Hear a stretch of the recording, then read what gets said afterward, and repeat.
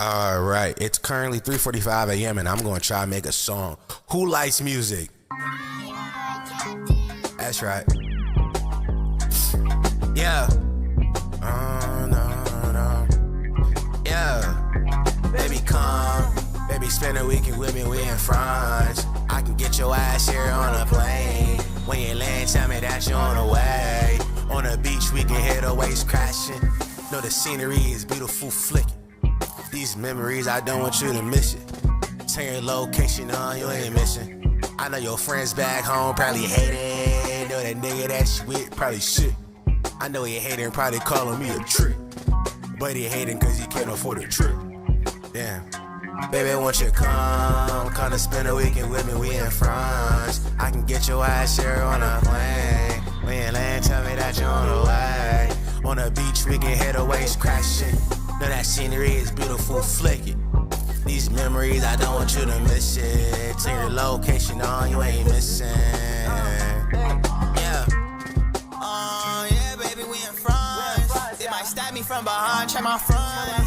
You be hating when I'm rolling up my blunts.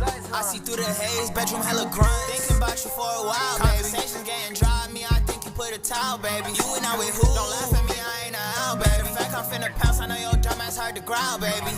We could try friends, baby, I don't know. Put you on a plane, go to Mykonos. I never been to Greece, you never left home. I hate when family preach, I know they dead wrong. Baby, won't you come to spend a weekend with me, we in France. I can get your ass here on a plane. When you land, tell me that you're on the way. On the beach, we can hear the waves crashing. Know that scenery is beautiful, flicking. These memories, I don't want you to miss it. Turn your location on, you ain't missing. Yeah. I'm gonna look into some flight, and I'm gonna let you know. And you're gonna tell me yes, and I'm gonna come. And you are too. Yeah. For real. For real.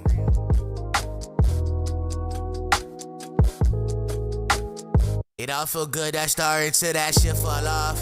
Like, baby, why you don't text? Like, how come you don't call? You made me pop out at your job. Tell no crackers don't work you too hard. You been asking me how I been. Oh, I been writing that song. I turned your name to a song. I try not to worry too much. I been drinking this for my anxiety. Overthinking like, what if you hide it? Overthinking like, what if you hate me? Overthinking, man. Overthinking, man, that be the death of me. Don't respond to nothing that you dubbing me. Don't respond to nothing that you dubbing me. I can't get in my feels. I gotta keep shit P. I gotta keep shit real. Did you get that real that I sent you? I saw and I thought about you. You see, I always think about you. Do you ever think about me? Like, damn, baby. It all feel good, that star until that shit fall off. Like, baby, why you don't text? Like, how come you don't call? You made me pop up at your job. Tell no crackers to work you too hard. You been asking me how I been. Oh, I been writing that song. I turned your name to a song. Yeah. For real.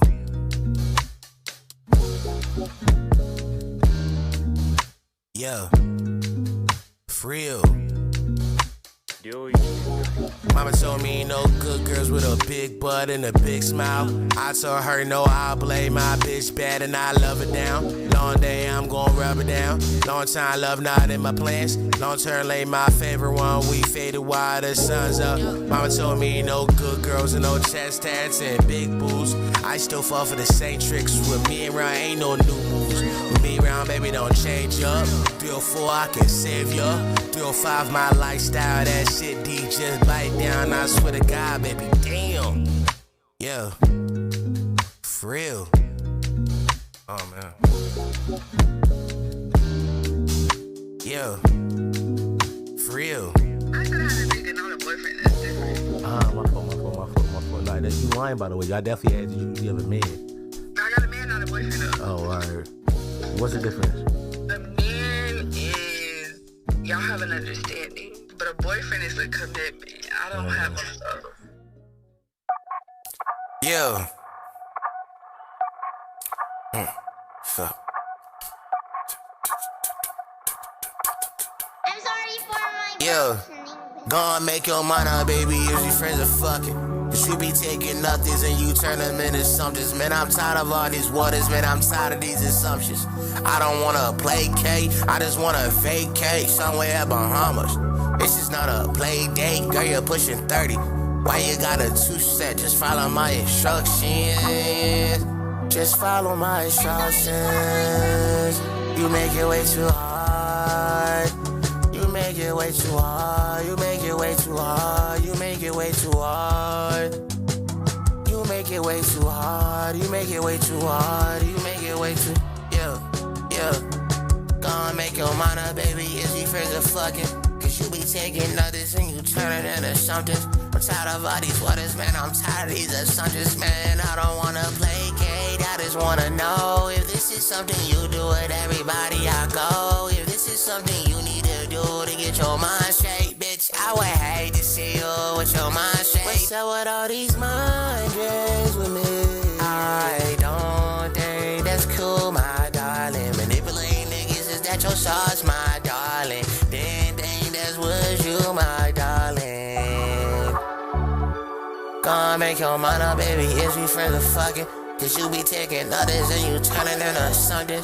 Tired of all these waters, man, I'm tired of these assumptions, man. I don't wanna placate, I just wanna vacate somewhere in Bahamas. This is not a play date, girl, you're pushing 30. Why you gotta choose that? Just follow my instructions. You make it way too hard. You make it way too hard. You make it way too hard. You make it way too hard. You make it way too hard. You.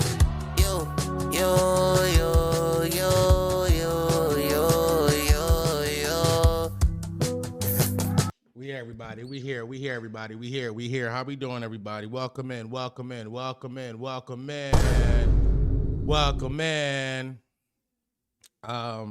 How y'all doing today on this lovely Monday? Twin. You know what I'm saying? We here. Monday, today's Monday. What's today? February. April 6th. It's a smooth 54 degrees in Philly, but it feel way warmer outside. I'm not gonna lie. It's 54 degrees in Philly, but it feel way warmer. The sun is hitting me all stupid vicious right now. All stupid vicious. The sun hitting me right now. It's gonna hit me like this for the next hour and a half, chat. You know what I mean? It's hit me like this for the next hour and a half. How it goes. You know what I mean? Chilling at work. Uncle Ski, you know what I'm saying? How y'all doing? Proletariat Mouth. You know what I mean? Omni Mouth, the PM boys back in the building. OPM. Oh my God. Skin and glow on. This is sun. Real tears will come from these eyes if you ever hear champagne toast again, down. You want to hear that? Y'all want to? Hold on. Let me see if I can find it. Niggas, it's Rod. Rod's an OG PM. Rod been here forever. Rod is from New York, I believe. I believe I heard Rod talk before. I believe he's from New York, inside VC. And back in the day, I used to have an intro song to the podcast. A song I just randomly made one day. Cause what happened? So here's what happened. I used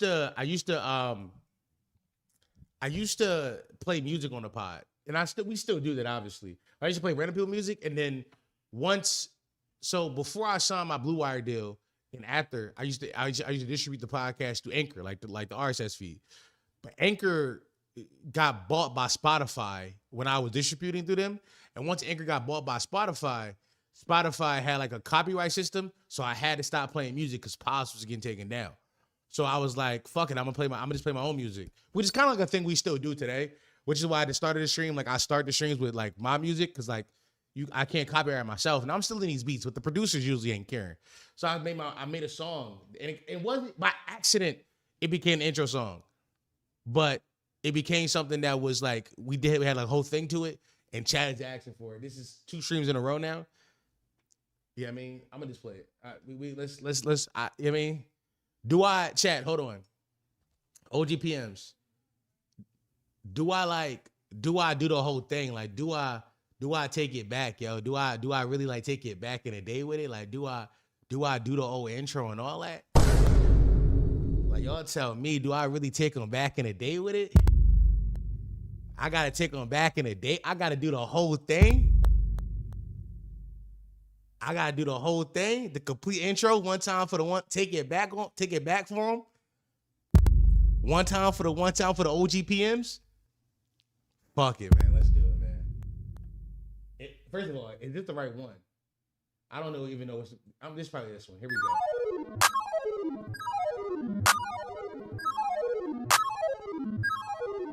All right. Okay. All right. Yes. 1, 2, 3, let's go. By the dope, I got a Glock in a can with a scope. She gave me head when I walked through the dope. Champagne. Toast. Yeah, leave that boy hoodie like Pope. I get it, I talk about toe. Them boy catch him lacking, I know he gon' fold. That boy's a troll. Yeah, I'm already knowing. Can't say that because she already hoeing. Drinking my cup and this shit is too potent. Diamonds too cold, I walked in and it's snowing. Hating on me, but that boy just coping. Haters. She said my dick cause I'm top 5. Feeling like Ant got a top 9. That's only the girl do my cha-cha. Welcome back to the episode of the This White Shit Podcast, the home of Potty Mouth, the only podcast that encourages you to this white shit. The fast growing podcast in the history of podcasts. Not Google, that's a fact though. Who gonna believe you, nigga? Me or Google? They're my daddy right now. Please be afraid of you niggas. I'm your host, Dom Sharp, by myself on stream. Today I have a good stream for everybody. Today we're gonna have a lot of fun. We're gonna have a lot of fun. Take it back one time, yo. Take it back one time for the OGPMs, man. One time. You know what I mean? Who you gonna believe? One time. I still remember it. I mean, once I make an intro, it's in there, bro. I remember all my raps. I remember all my raps, gang. I never forget none of my raps. I never forget none of them. You see what I'm saying? Yeah, bro. I was just doing Zan Man impression of that song, by the way. I was just doing Zan Man, dog. OGPMs are happy. Just bless my whole day with that one. Oh my God. Y'all welcome, man. I mean, I'm happy OGPMs are intrigued by that. All the new PMs have no idea what the fuck is going to happen. What the fuck just happened? A bunch of people are going to watch on the playback and be like, that means absolutely nothing to me. But whatever. How was y'all weekends, man? Let's talk about it. Today's Monday. You know, we do these streams and we always do a check-in. How was y'all weekends, man? What happened with y'all, man? Anything new happen? Anything good happen? Anything exciting? You are loving it. Have a good day. Wait, CD, you're school. I forgot I used to do that part. I used to kiss. That I used to do that. Mwah. My voice was way lighter back then. Damn, it was a long. Early stream fire. I finally gonna watch the playback. That's good, bro. That's good. You know, I know a lot of people get to playback. Early stream. I've been trying to stream early on these weekdays when I got time. Chill Easter and shit. Shout out to all my niggas who celebrate Christ and shit. Yo, he rose. He rose yesterday. He had risen. Zach said his shit was absolutely awful. Zach, you and I are working on an album right now. Like, what are you doing, bro? You know what I mean? It makes sense why Zach and I are working on an album right now, and we got like 7 songs in half production. Like, it's 7 songs we like we both are like adding new stuff to them, but none of them are getting completed. We're just like adding like little shit there. We're just like, we know eventually we will complete them. Like, things will get done, but both of us are like kind of in a funk right now. Like, I'm doing a lot of shit with the channels and all that, and he just sad. So like, well, we will get him. Worked OD. I'm trying to get out the wage slavery, brother. I don't know if working gonna get you out that wage slavery, but I'm gonna keep it a bean. That's fucked up. I got a mad miles on my bike. Nice weather, even the rain. Oh, you was biking? That's good shit. Good shit, bro. Kyle been trying to get me to go biking and running and shit like that. I'm not. I told him Kyle's birthday coming up. Kyle's birthday is the end of the month. I think it's like the 21st or 24th. It's one of the two. I can't remember. But he told me for his birthday, he wants to go on like a 24-mile run. 26 miles. He's turned 26. I think Kyle's turned 25 or 26. I want to say 25. Or maybe 26. I don't remember off the top of my head right now. I'm forgetting how old my friend is. But he told me he want to run for that long. I said, that's insane. I'm not doing that. I said, I'll walk that with you though. Eat lightweight. I can walk that. Easy shit. I'm like, cause like we can make a day out of it. If we start from one half of the city and walk down like Broad Street or some shit, we can make a day out of it. We can stop at different places and all that. I'm like, we can make a meal out of that joint. I'm not running it though. I'll walk it with you 1000%.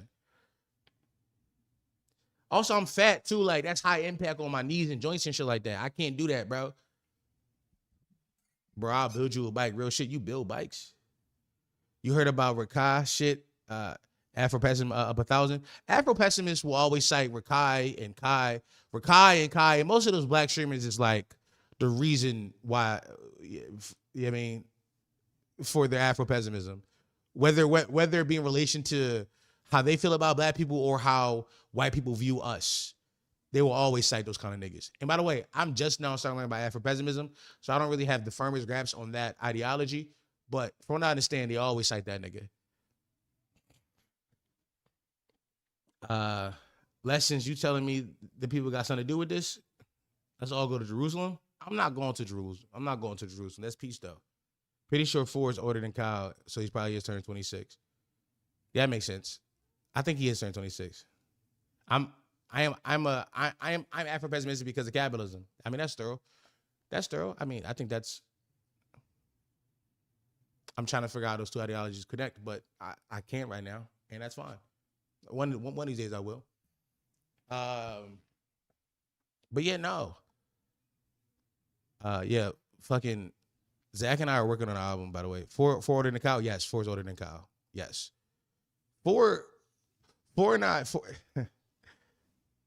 4 and I went to go see what you call him this weekend, the drama, which we will talk about. We will talk about the drama. I got 3 things I want to talk about, really, just 3 things, and we're gonna do this. But let me text 4 now, because streaming's probably gonna go for about, let's say 3 hours roughly. You know how we get. Sometimes it go for longer.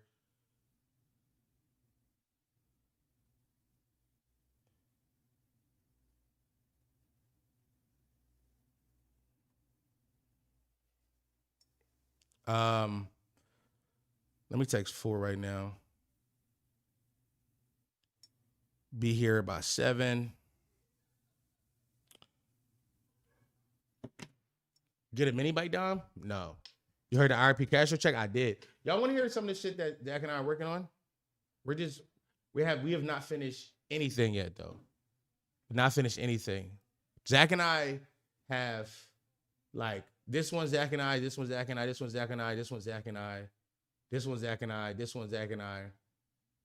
And there's a few other ones that we got. But we got like 7 projects going in succession each other, and we're not finished. We haven't finished any of them shits yet.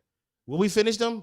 Quite possibly. One of these days we will. By the way, let's make this. Why is my box so big? Also, where's my chat? There you go. Oh, I had a chat on. It just looked weird. I did. Okay. No, this shit not moving though. Turn that one off. Yeah, put this one on. Did this one the one working on right now? That shit hard. Yo, all right. Okay, all right. Yo. Okay, all right. All right. Okay. Yo. What? All right. Okay, all right. Yo. Okay, all right. Yo. All right. Okay, all right. Yo. I love they know you. it's deep. Oh, damn. Step with a nigga like FIFA 4. Pop with a nigga like Diddy, I'm tripping. What's in my cut, nigga know that I'm sipping. Step with a bad like my name called Rippin'. Shoot a link, but she know it's a distance. Call little Uber so she can get dickin'. Ride on my dick like a jockey, a chicken, I'm tripping. Okay, I'm building them up, alright. I'm filling her up with lies and all kind of awful stuff. I'm capping like this or that. Good credit, I'm never in debt. And she working on the chest. My bitch is my biggest flex, alright, okay. I bob with a nigga, these niggas some hoes. I throw some 4s like big number 4. I hop in that bitch, I resemble a toe. That nigga start tripping, he hitting the flow. I'm stripping the pussy, I'm gripping this pole. That chopper start singing, he hitting the whoa, whoa, whoa, whoa, whoa. Some Peter Griffin shit. Allowance money, all this paper, I been dishing. Mama told me better clean that fucking kitchen. 100 bitches tryna get this Charlie Dickens. 100 bitches tryna give me Charlie Kirk. Papa Addy, I don't need a fucking perk. Headline trigger on the fucking Glock. Fluid out of turds, it just need a word. Do a nigga dirt, pouring up syrup. Like I love you. Baby, I love you, I tell you, I mean, I say in my chest and I prove with penis. I'm ducking that girl that I did it, said and I'm pouring a pipe. Make sure that it's pink. Out of time, baby, I love her the most. She catch a flight and she be here in 10. I hand out then I come community service. Diving that bitch like I'm punching the service. This city poppin', why I haven't heard of them. Yeah, it's the shit I keep listening for it. How that shit hood, but you move like a choice. How that shit hood, but you. Alright, how are you from there? Your poppy don't know you. You been not respecting my hood, you might die. I told you. If you're from the 5, then I'll probably know you. We gonna figure this shit out. We gonna figure this tape out. We've been leading more into like this kind of shit. Like just like catching a vibe. Yup. Don't be outside on the P's, you know it's coming through when you paint shit red. I had drop and I had trish, I ain't even shit no red. He get cropped just like a pick, we gon' leave him dead. He get dropped like my song, we gon' make a hit. She get fucked like my, yeah, that ain't my bitch. She get fucked like my, okay, fucked up sneeze. I'm stepping wherever they land, on grass or on the seas. I'm with Key and Key with 2 times say if niggas won't beef. If you want smoke with piece of hoes, we leave them 6 feet deep. I got this watch from God, he said it's to match my Jesus piece. I got my chain from Alva Island, Castro, rest in peace.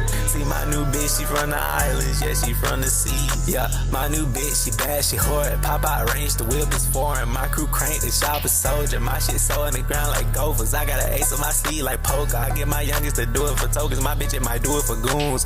I walk in, I shake up the room. And late, I've been feeling kinda blue. I walk out and change up the view. This session might be a stepping stone, but fuck it, man, look at the view. I'm with peas and hoes, with senior hoes and heavy boots. I'm stepping wherever they land, on grass, on the seas. I'm with Key and Key with 2 times say if niggas won't beef. If you want smoke with peas of hoes, we leave them 6 feet deep. I got this watch from God, he said it's to match my Jesus piece. I got my chain from Alva Island, Castro, rest in peace. See my new bitch, she from the islands, yeah, she from the seas, yeah. My new bitch, she bad, she horrid, yeah. My new bitch, she bad, catastrophe, yeah. My new bitch, she bad, disaster. Obviously the auto-tune's off, y'all. Obviously the auto-tune's off. None of these is finished. Obviously the auto-tune's off. Zach auto-tune be off though. I think I'm gonna have to go and fix Zach auto-tune Lottie Jones because I got premium. But you know what I mean? We're just one of these Jones we gonna finish. One I swear to God, I gotta send you this one, Zach. I heard this one today. I was like, hold on, I might diss him. I think you would like this one. Yo. Look. I be outside with a diamond dub, I'ma serve these niggas like hand in hand. I be outside of drinking my cup, see a white boy with me like let's go friend. I be outside with a bitch so bad nigga see her, think she out my league. I'm in the club about too many shots, like singing no kid like I wrote that shit. Bathroom break my little fun shit, dick cold with the boy and she rolled that dick. Held my own that 20v1, that right where I'm gon' paint it red. I pop my shit like I won't get touched, keep drop my low with my house so here.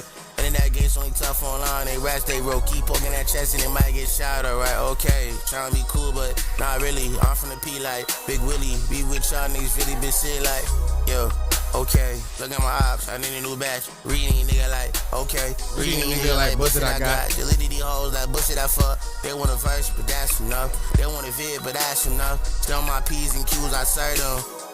I'm by the his and hers, I'm back on my youth would've gave him a vid for the fuck of it. Dark room 16s on me like Petey Silvakovich. I'm in the bitch in my pocket rockin', I let it bang. I'm in it. We gonna do something. When Zach and I figure this shit out, I'm telling y'all, we gonna figure it out. Cause we got ones that are finished. We got, hold on. What's the one? That FWB. This one will be finished. You got this one. Always be there for me for. I sent shorts and DMs, but I watched them. Hold on. Let me get that shot. Let me get that short screen. How many shirts did you send?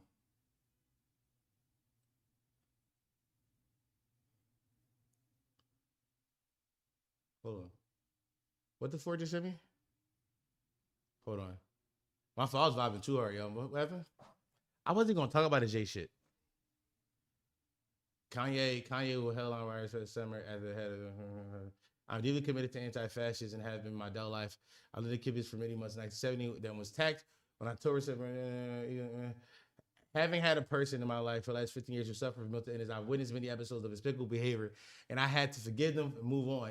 If I wasn't for, I've become a person of forgiveness, of hope in all aspects of my life, including work. What Ye said in the past about Jews and Hitler is abhorrent to me, as it is to the Jewish community. The Prime Minister and others that have committed and that have commented take him at his word to Ye now also. What the fuck you saying? What Ye said in his past about Jews and Hitler is as important to me as it is to the Jewish community. The Prime Minister and others that have commented and taking him at his word to Ye now also. Forgiveness and giving people a second chance are becoming a lost virtue in this ever-increasing divisive world. And I will ask people to reflect for their instant comments of disgust at the likelihood of him performing as was mine. And offer some forgiveness and hope to him as I have decided to do. This is the person who's throwing the festival, Wireless. You know what's funny? This is what's funny about the J shit. I wasn't even gonna talk about the J shit today. I wasn't even gonna talk about this shit. Because I thought about the J shit all weekend. Ford and I talked about it a little bit on Friday stream, and we didn't get into it enough. Enough didn't happen, but more has happened since then. And I kind of just going to just leave it alone. But the more shit keep happening, the more I feel like I gotta comment on it because I feel like it goes in line with the theme of the movie that I just watched this weekend.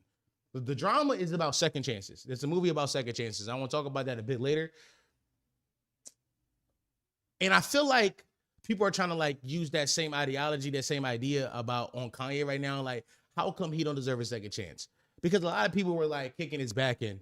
Like a lot of different news came out about Ye this weekend about him headlining Wireless. And niggas was like, you know, a lot of talks and a lot of reactions happening to it. I saw this, the permission for Ye to enter the UK. Permissions for Ye to enter the UK to perform at Wireless Festival is now officially under review by ministers. The government is reviewing this nigga like, will we even allow him to perform? And then a bunch of niggas had dropped out. Like a bunch of sponsors had dropped out. PayPal had dropped out and said, we're not sponsoring that shit anymore. Pepsi had dropped out and said, we're not sponsoring that shit anymore. A lot of shit had happened. And I saw a lot of tweets about second chances. And people be like, you know, what is accountability culture really? Like, what does it mean to hold somebody accountable? What does it mean to like take somebody at the word that they're changed and move on with our lives as this person is a changed person? And I don't want to be a hypocrite here because I truly believe that people can change. I believe that in most instances in our society, people can go through things and go through phases, especially people with mental illnesses can go through things and say things they don't mean and then change from the actions that were born to us and change from the actions that like pisses off and become better people. I believe that in most cases. In most cases, I believe that actionable change can happen and people can change their life around. The problem is we're not talking about most cases. We're talking about Kanye fucking West. We're talking about Kanye fucking West. This isn't the first time Kanye West have done this. And it's not gonna be the last time Kanye does this. It's like, that's the part that's frying me the most. It's like we're forgetting for the last decade. This is what Kanye has been doing. Kanye would go on these weird fucking tangents and rants about very niche and like specific groups and then be like, by the way, y'all, I was unmedicated. The fuck does that mean to me, my nigga? Like, in any other situation, I have a lot of sympathy for people with mental illnesses. As somebody with a mental illness and somebody who has dealt with them on a public stage, on a public platform before, I understand that. But Kanye is not the average person. Kanye West is a fucking millionaire, a fucking billionaire who has the resources to make sure that he is consistently medicated at all times so this doesn't happen. Every time Kanye has gone on a rant and go on these weird tangents and got off his fucking medication, that was a choice that Kanye fucking West made. Kanye West chooses to get off his medication. He chooses to do that. It's not because he can't afford it. It's not because it's something that's like not tangible to him or anything like that. It's because he's choosing to do these things. At some point, I'm not infantilizing a fucking 50-year-old man who wants to be a fucking edgelord. I'm not doing that. Now, granted, I want to be clear here that I cannot tell you what to listen to. I cannot tell you what to spend your money on. If you believe Kanye has played his debt to society and you want to stream his new album and you want to go to his concerts and you want to go to the festival, do you, big bro. That's your life. That's your life, brother. It's your money. And I mean, do what you want to do with your life and your money. I can't tell you otherwise. But what I can tell you is I think I'm better than you. I think I'm better than you because I've decided I'm removing Kanye from my diet. Why? Because this is a fucking cycle. You're in an abusive relationship with a 50-year-old fucking edgelord. He does this shit all the time. This is like literally, it's a vicious, like in 6 months, to a year, when Kanye's back outside and he found some new niche way to be an edgelord and be corny on the internet, just know that we had this conversation and you guys are on the internet being like second chances. This is fifth chance. Some of you niggas is like, oh, well, Kanye didn't say, like, Kanye really didn't upset the black community. He upset the Jewish community. Why are we taking on the Jews' fight? The Jews don't take our fight. First thing first, you niggas is weird. You niggas is weird because, you know, injustice anywhere is an injustice everywhere. And I think a lot of this is you niggas being like connecting your hate for Israel to Jewish people, which is two different things that you got to separate. You got to separate the colonizer state of Israel from Jewish people. Two different things empirically. They're like total opposites of each other. You cannot do that. But also, Kanye West made a song called How Hitler. Kanye West was making anti-Semitic bangers. He made stadium slot music with a fucking chorus of fucking fucking British blokes yelling How Hitler. He made that shit for Nazis. And if you think the niggas who hate, and anti-Semitism doesn't exist in a vacuum, right? Like, people who hate Jews ain't gonna be like, oh, by the way, I fuck with the niggas. Like, use your fucking common sense. His audience today is not the same audience it was 25 fucking years ago. This ain't the same nigga who made Graduation. This is the same nigga who made How Hitler. He made How Hitler. He made stadium slop for a bunch of white supremacists to get inside of a fucking room and yell How Hitler. He did that. You niggas talking about second chances. This be his fifth chance. A few weeks, I think next week I'm going to do my my retroactive. I think next week I'm going to do my retrospective stream on when Kanye went up to TMZ, because I think that we forgot that this isn't the first time he did that. This isn't the first time he's done this. When Kanye went up to TMZ, some of y'all might be too young to remember this, but when Kanye went up to TMZ, he brought Candace Owens and Charlie Kirk up there and started to yell about how slavery was a fucking choice. And we all said, yo, mental health issues, his mom died, and we allowed him to come back. We apologize. In 2023, when he first started to do this weird anti-Semitic grift he was doing, he had posted on Instagram, he was like, yo, what's the nigga from 22 Jump Street? In 2022 and 2023, when he first started to do this weird anti-Semitic grift, he had apologized for what it was before. He had posted on his Instagram talking about some Jonah Hill made him love Jews again. He already did this. He did this shit already. I feel like I'm living in la la. I feel like I'm having a stroke. I feel like I'm the only one that can, like, that's remembering that it's a cycle. It's going to happen again. And for what? You niggas doing all this defending of Ye for what? Because you want to hear some stadium slop? Because you want to hear him auto-croon or AI croon over some huge dramatic beats? Is that what all that for that, really? Because the music ain't that good. The music ain't that good for you to be doing it over. It ain't that good. I heard Bully. Shit was a 2-pack of ass, bro. Turn that shit off, dog. I listened to that shit and said, that shit stank, dog. It ain't that fucking good for y'all to be acting like this, my nigga.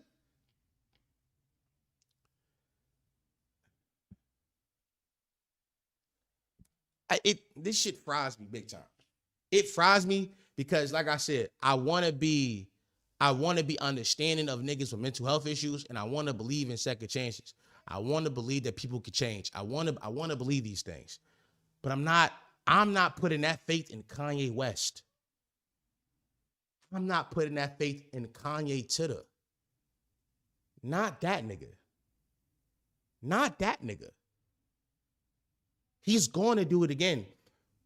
On our Friday stream, somebody in chat, I forgot who was in chat, there was like, he's going to like go crazy again.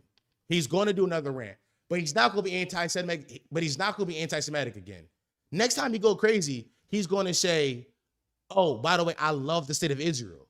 He's gonna be like, I love Netanyahu. That's his next one. Somebody in my chat called and I thought to myself, oh my God, you're right. It makes total sense. For the last half decade, he's been hated on the Jewish people, hated on Jewish people. It's going to be a nasty overcorrection of him being like, I love the genocidal colonizer state that is Israel. And what fries me is, because Israel has so much power inside our government, that's going to give him even more back. It's going to give him even more back. Mainstream media going to fuck with that even more.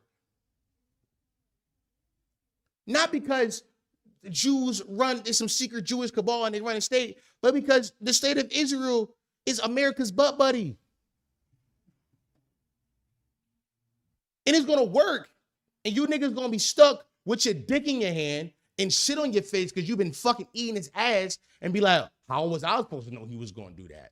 How was I supposed to know? Look at his track record. It's in front of you. Look at his track record. One of my biggest problems with niggas on the internet is like everybody refused to analyze anything. Everybody refuses to use critical thought.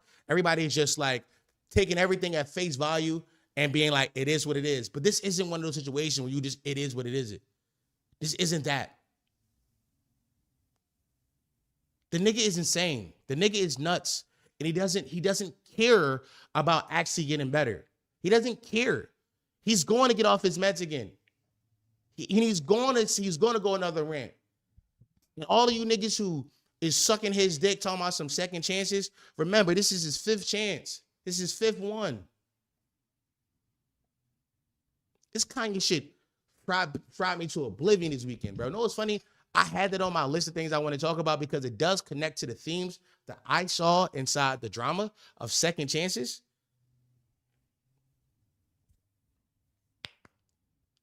But I was like, who am I doing this for? Like who is going to hear this and change their mind about this? We're talking about, he went from Nazi sympathizer to full-on Nazi. And all you niggas, by the way, all you niggas being like, oh, Kanye never said nothing about black people. Are you niggas retarded? He went up to TMZ and said slavery was a choice. Oh, no, he a free thinker. You not realizing he talking about like wage slavery, being goy cattle, right? Because the Jews control the state. Look at what you doing. Look how your fucking brain work. He told black people that slavery was a choice. Our people came over here in bondage and was forced to work and become.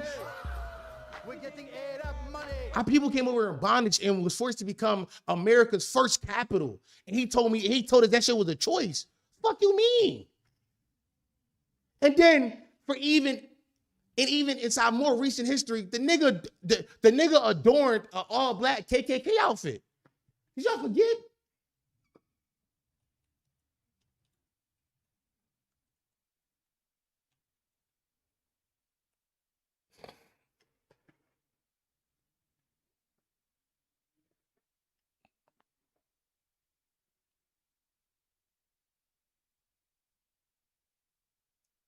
The nigga was up there talking to known sex pests, known Republican, known red pill, right-wing dick eater, kind of DJ Academics in an all-black KKK outfit. He did that. The nigga wore the nigga did that. The nigga wore a White Lives Matter shirt.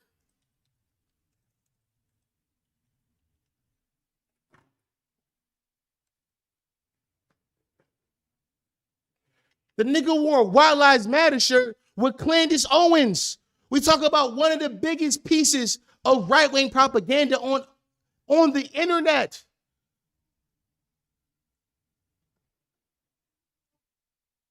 This isn't second chances. You niggas talking about some second chances. This is his fifth time. He been doing this shit for a decade, dog. When I'm 28 right now. I'm 28 years old. Since I was like 17, 18, a decade he been doing this shit. Do y'all remember the rollout to Life of Pablo? Was y'all there? The fuck is wrong with you niggas?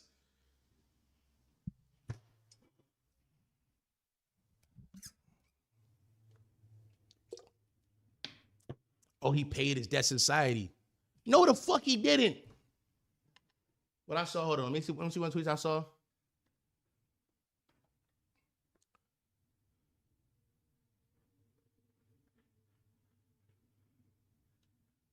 Did I bookmark it or did I take it out because I was upset.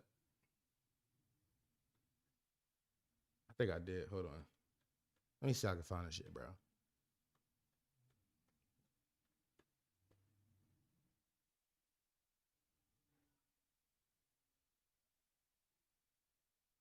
Here, hold on. Why is Kanye being boycotted? Because of that lot. By the way, he's talking about Jewish people. Notice this black anti-Semitism thing, right? Black people being anti-Semitic for some reason, as if like real deal KKK members, real deal Nazis ever gonna be like, oh yeah, I hate the Jews, but I fuck with the niggas. How do you think that work, my nigga? How do you think that work? Have you niggas studied any hate group ever? Why is Kanye being boycotted? Because of that lot. After everything you guys are still in that side. Fair enough, man. You niggas is fucking out of your mind. These niggas are willing to side with Nazis against Jewish people. Granted, we all hate the state of Israel, and we should. They're genocidal freaks. We should. But inside like the fight against Klan members in a fight against Nazis, the Jews is right next to us. You think, I'm gonna say it again. What Dr. Umar said? What Dr. Umar said? He said, black women found you. He said, black women didn't find you attractive, and you expect me to believe the white women thought you was sexy? How that make sense? You think the fucking you think the KKK members, the Nazis, hate Jews but fuck with the niggas? How that make sense?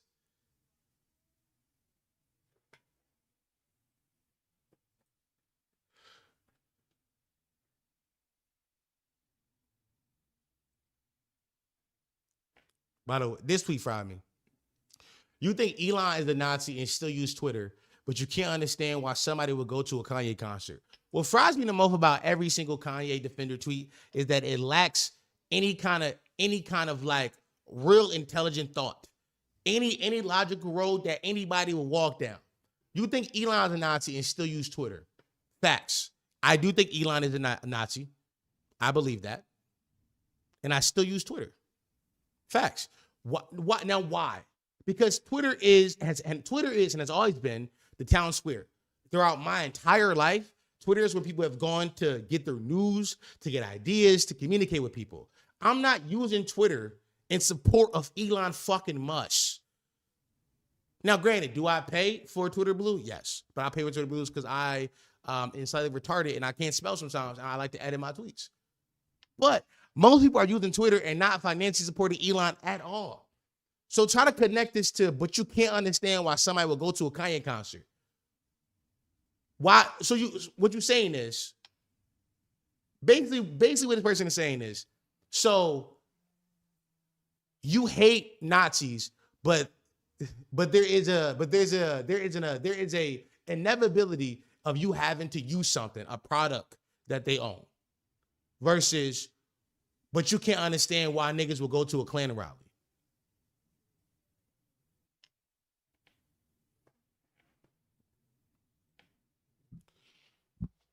You want me to pay my hard-earned American dollars to go to a fucking Klan rally? Are you niggas out your fucking mind?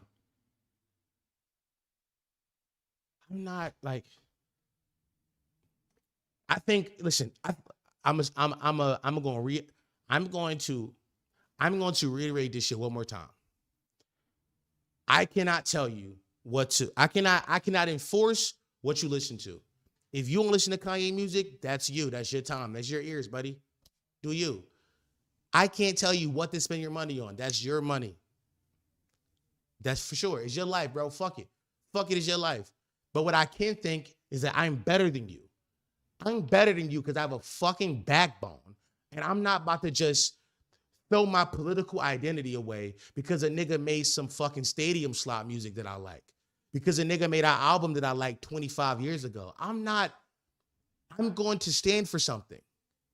And what I'm standing for is like, yo, fuck this nigga. Fuck this nigga. This nigga say fuck us every 7 months. Fuck this nigga. Give a fuck about this nigga? And you shouldn't either.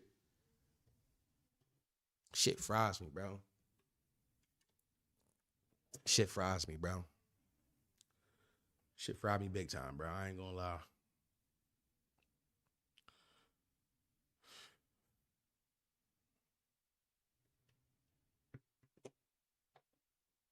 Like, I'm not. Kanye concert or backyard. Kanye concert or backyard. La Russell concert. If you stay home, you lose a foot. Great question. Take me to the La Russell concert because that stage ain't that high up. I can run on stage and boom that nigga. One time, just duff him. I'm putting him down, bro. You know what I'm saying? That stage ain't that high. I can get on stage and just do La Russell in one time. See, that may knock him out. Light work. That Kanye concert, that stage look amazing, by the way. That's another thing. His set this. Kanye never stopped being good at creating art. He never stopped. He just became a fucking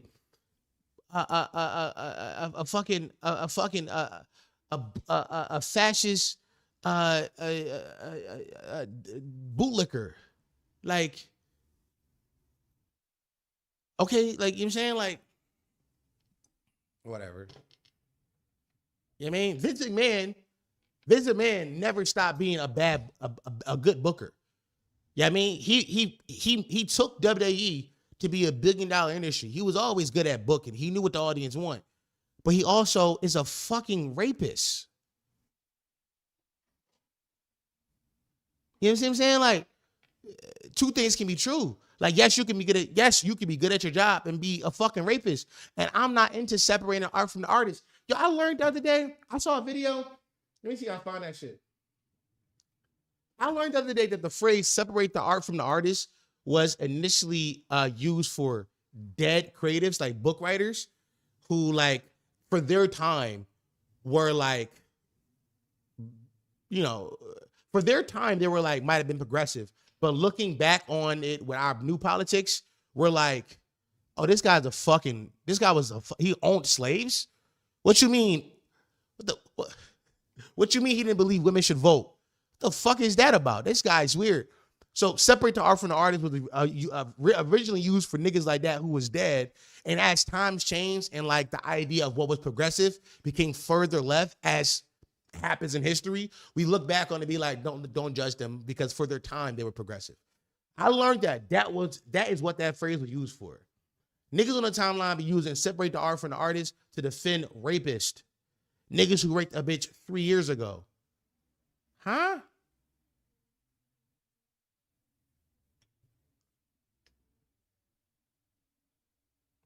Niggas be like, yo, you gotta separate the art from the artist.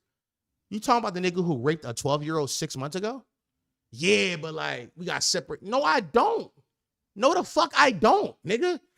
And right now in my time, the timeline I live in my current timeline, what he did is abhorrent, and it should be seen as such. I'm not separating the art from the artist. All that shit can go in the trash can.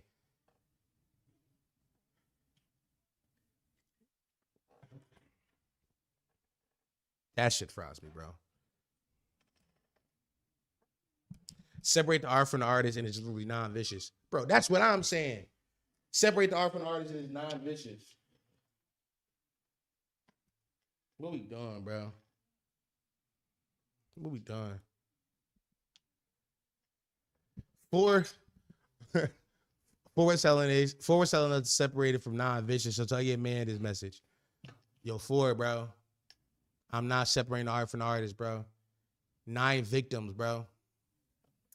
By the way, I don't know. All I know is that that non-vicious kid is called a pedophile. Is he really a pedophile? Because I might have been some cope. It might have been some cope, and I don't know. I don't know if it's cope or not. But I saw some shit the other day. There was like, there was like the girl that did say he raped was 2 years apart from him. Is that true? Like, does anybody have any facts on that situation? Does anybody know about that? Like, how old was this girl, and like how old was he? Like, because I know younger Gen Z are weird about like age gap. Like, it's weird about age gap discourse shit. So like, how young was he and how young was the girl? He DM'd a 17-year-old once, and he like 20, and then he said he was too horny. He's 20 years old and DM'd a 17-year-old. Yeah, yo, we might have to take that pedophile shit off his jacket. I ain't gonna lie. Might have to take off his jacket. I'm not making any bro proclamations. I'm not making. If he was 21, that's different. If he was 21, that's different. If he was 20 and he DM'd a 17-year-old, we might have to take that shit off his jacket. I'm not gonna lie to y'all. Cause what we doing? That's not that insane. Like 17-year-olds and 20-year-olds be in college at the same time. He's 23. Never mind. Keep it on his jacket. All right, keep it on his jacket. Keep it on his jacket then. How old is this little nigga, bro?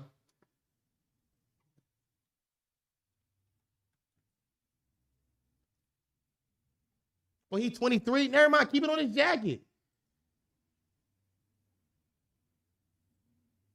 No, he's 23 now. These allegations year back. Let me see.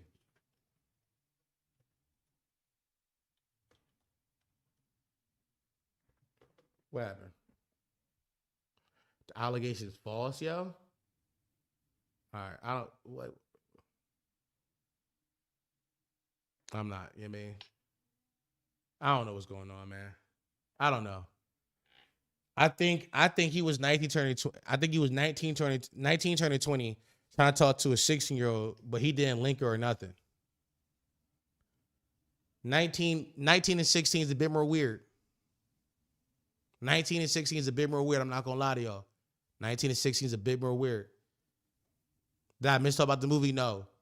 We're gonna talk about the movie in a second. I think this kind of. Do I want to use it as a segue? I don't. I don't want to use non-vicious as a segue. Even though like the idea of like him DMing a 16-year-old and never linking her at 1920. 1960 not that weird. They literally could have been in high school together.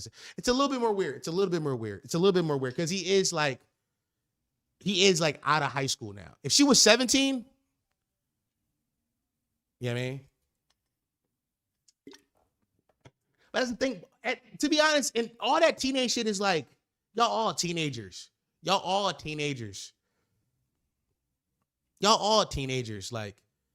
it's one of them things like, it's like a person-to-person thing, to be honest, in my opinion. Like, if he's 23, trying to talk to like a 19-year-old or 18-year-old, no, a 17-year-old, that's fucking weird. But 23 trying to talk to a 19-year-old, not as crazy. He's 23 and she's an adult woman. Like, they could be in college at the same time. They could be on campus at the same time together. That's not that crazy. But all of this is just like, it's all up to interpretation of like humans. Like where do your moral compass lie? 13, 19 is teenager Dom, Adobe Mirror. What'd I say wrong?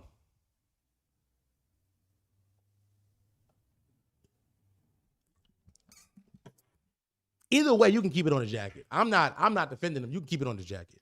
I was trying to figure out like how vicious was it? Like, how vicious was 9?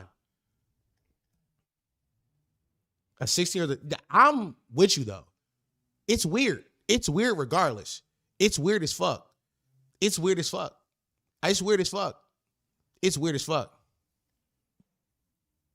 I think it's weird. It's weird. It's just weird. It's just like actively like, here's okay. So here's what I think it is. I'm gonna use my big 28-year-old adult brain and like explain how I view this thing. I'm gonna use my big 28-year-old adult brain, my almost 30-year-old brain to explain like how I see this thing. If I was 19, would I date a 16-year-old? No, right? I'm 19. I'm probably in college. I'm trying to date with my age for sure. That's weird to me, right? That's weird. That's weird as fuck. But if I'm at 30 years old, if now 35, if I had a little sister or a little niece, and she tells me her boyfriend is 19 and she's 16, I'm like, that's weird. But how do you know him? How do you know him? Did y'all go to school together? What's y'all relationship? Right? It's all about context. Because if they went to high school together, that's not as weird. I'm telling her it's not going to end well. He's going to college and you're in high school still. It's going to end poorly. He's going to cheat on you. Like, it's not going to end well. But it's also like y'all all around the same age. Y'all all kids. Y'all all are kids. The problem is that once you get into like that, damn, this son hit me differently. The problem is like once you get into like that 21 to 22 to 23 range and you still dealing with teenagers, that's when it gets even more nasty. That's even gets more nasty because now you are at 21, you can fuck a 28-year-old. And that's like, people be like, okay, that's cool. But a 28-year-old can fuck a 19-year-old. That'd be weird. You see what I'm saying? It's way more nuanced than just numbers. It's way more about the situation, right? The way I view it as, if my daughter was dating a night, damn, this son hit me vicious. Damn, that shit hit me stupid. If my daughter was dating a 19-year-old when she was 16, I would tell her be fucking careful because it's not going to end well. But if they went to school together, like if they went into high school together, I'm like, well, I know how you know them. Like,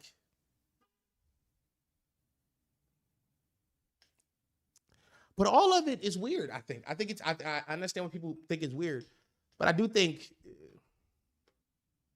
he called a nigga a pedophile.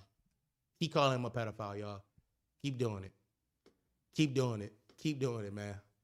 Because at least I think that calling niggas pedophiles, even though I do think it's kind of, sometimes niggas overdo it. I do think it brings awareness to like weird age gap relationships where the power dynamics could be like overly shifted to one side or the other.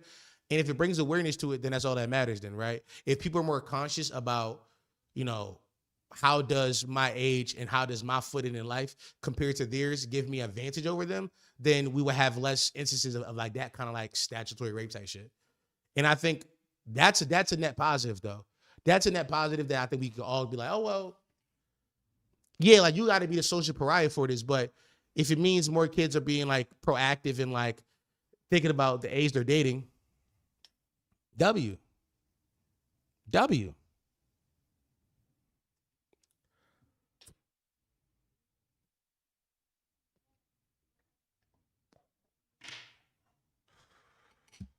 Yeah, he got to hold that, bro. He got to hold that, bro. It's not his fault, but he got to hold that. The age don't determine the grade. When I graduate, some of us were freshly 17 and the other was down to 19. I mean, yeah, bro. It's weird. Like, it's just like high school's weird. All those teen years is weird, bro. All that shit is weird. I remember being in high school and being like, yo, when I was in high school, yo, it was bitches, women, it was young girls when I was like in 10th grade dating like 23-year-olds. And I knew that was weird. That was weird to me. I was like, why is a grown man picking you up after school? That's fucking weird. But also, as a hating ass nigga, I was upset when the seniors was fucking the 10th graders. And that's not weird at all. That's just high school. But I was hating. All of it's weird. But I do think, I think all of this connects to like Gen Z and like their weird perspective of sex and how they view sex as like a social interaction and how like, and I think all of them are viewing it through the lens of patriarchy, as they should though, because inside every heterosexual relationship, it is through the lens of patriarchy. So they're all viewing it as like men being dominant and men looking to prey on younger girls, which is a good thought. And I think as they get older, they will like be more amendable to new thought. But right now they should be they should be very like, oh, let's be on the lookout for niggas who could be predators. Because niggas who be predators do show they predators at a young age. In my opinion, I don't believe a nigga just up and be a rapist one day. I believe if a nigga a rapist, the nigga probably been a rapist. You know what I'm saying? Can I come back in the middle? I can't. Thank God. That stuff was in my face all stupid crazy. All right. I'm done talking about fucking whether or not that nigga's a fucking pedophile. I'm done. That was a talk I was not expecting to do, but I think it was interesting. But speaking of like super internet talks, this week on the timeline, women discovered what a casual sex was. Did y'all see this shit, bro? Women discovered what casual sex was and what casual sex meant. And I had no choice but to laugh. This one girl tweeted, and I hate extended casual sex relationships. Like, oh my God, bro, we already fucked 3 times and you won't fuck me again. Why? Especially if you don't take me on dates. You already don't love me and still got the pussy. What more do you want? Go fuck somebody else. Word. And this lady said, wait, y'all having casual sex with no dates. Okay. Got it. This spawned a huge conversation about what is casual sex and how does casual sex relationships operate. There's a big misconception on the timeline about what casual sex means and how does those relationships look IRL in real life between 2 people. Casual sex, if you don't know, means we're having sex and that's it. We're having sex and that's it. You want to fuck, I want to fuck, so we fuck. And that's our relationship. You know, some have rebranded casual sex to be the sneaky link, right? Back in, you remember that term from like the pandemic, sneaky links. That's when you go over there late night, just hit. Casual sex, in my opinion, Jesus Christ, son hit me again. Where did I run to? Here we go. I'm gonna sit over here, bro. I'm gonna sit over here. Casual sex, in my opinion, really peaked with the advent of Netflix and chill. Once Netflix and chill was created, casual sex peaked because you got the semblance of a hangout without actually ever having to do the hangout. And you was always in the crib and you was always gonna come over to fuck. Anybody who ever had like a Netflix and chill relationship with anybody, that was casual sex.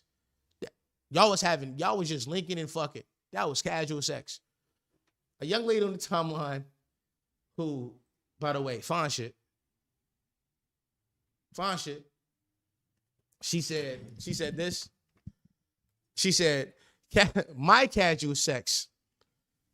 Interesting word she using. My casual sex. My casual sex requires dates and courtship, not gonna lie. I'm a sucker for a situationship. LOL, if it's just sex, might as well sell it. What she describing is dating. She describing being boyfriend, girlfriend, or just like getting to those. She's describing boyfriend, girlfriend. Like if you are having casual sex with somebody and going on dates with them over the course of like a couple months, y'all are dating or y'all are boyfriend and girlfriend now. I did not know this was such a hot button issue. I'm going back over here. I didn't know this was such a hot button issue. I know so many people did not know what casual sex was. And I will say you this, coming off last week where people were debating about feminism and socialism and how those two things affect the Black community, I'm not gonna lie, it was a good refresh to see the timeline go back to just as simple as nigger talks, man. Let's go back to the basics. What's casual sex? Got it. It was a good reset. It was a cultural reset. We spent about 4 or 5 days after Mark Lamont Hill shook up the world, trying to figure out why capitalism is bad and has never been a good thing for the Black community. And also the Black capitalists who get to the top, who win the game of capitalism, don't really care about the Black community. To being like, yo, what's casual sex? Yo, my casual sex require dates. So you just want to date somebody. You just want to date. You want a relationship, which is thorough, by the way, which is thorough. Like, just you're not doing casual sex. Casual sex, like if I'm having casual sex with somebody, we're not going on dates. Because at that point, we're dating. We might as well just date. But we ain't doing that.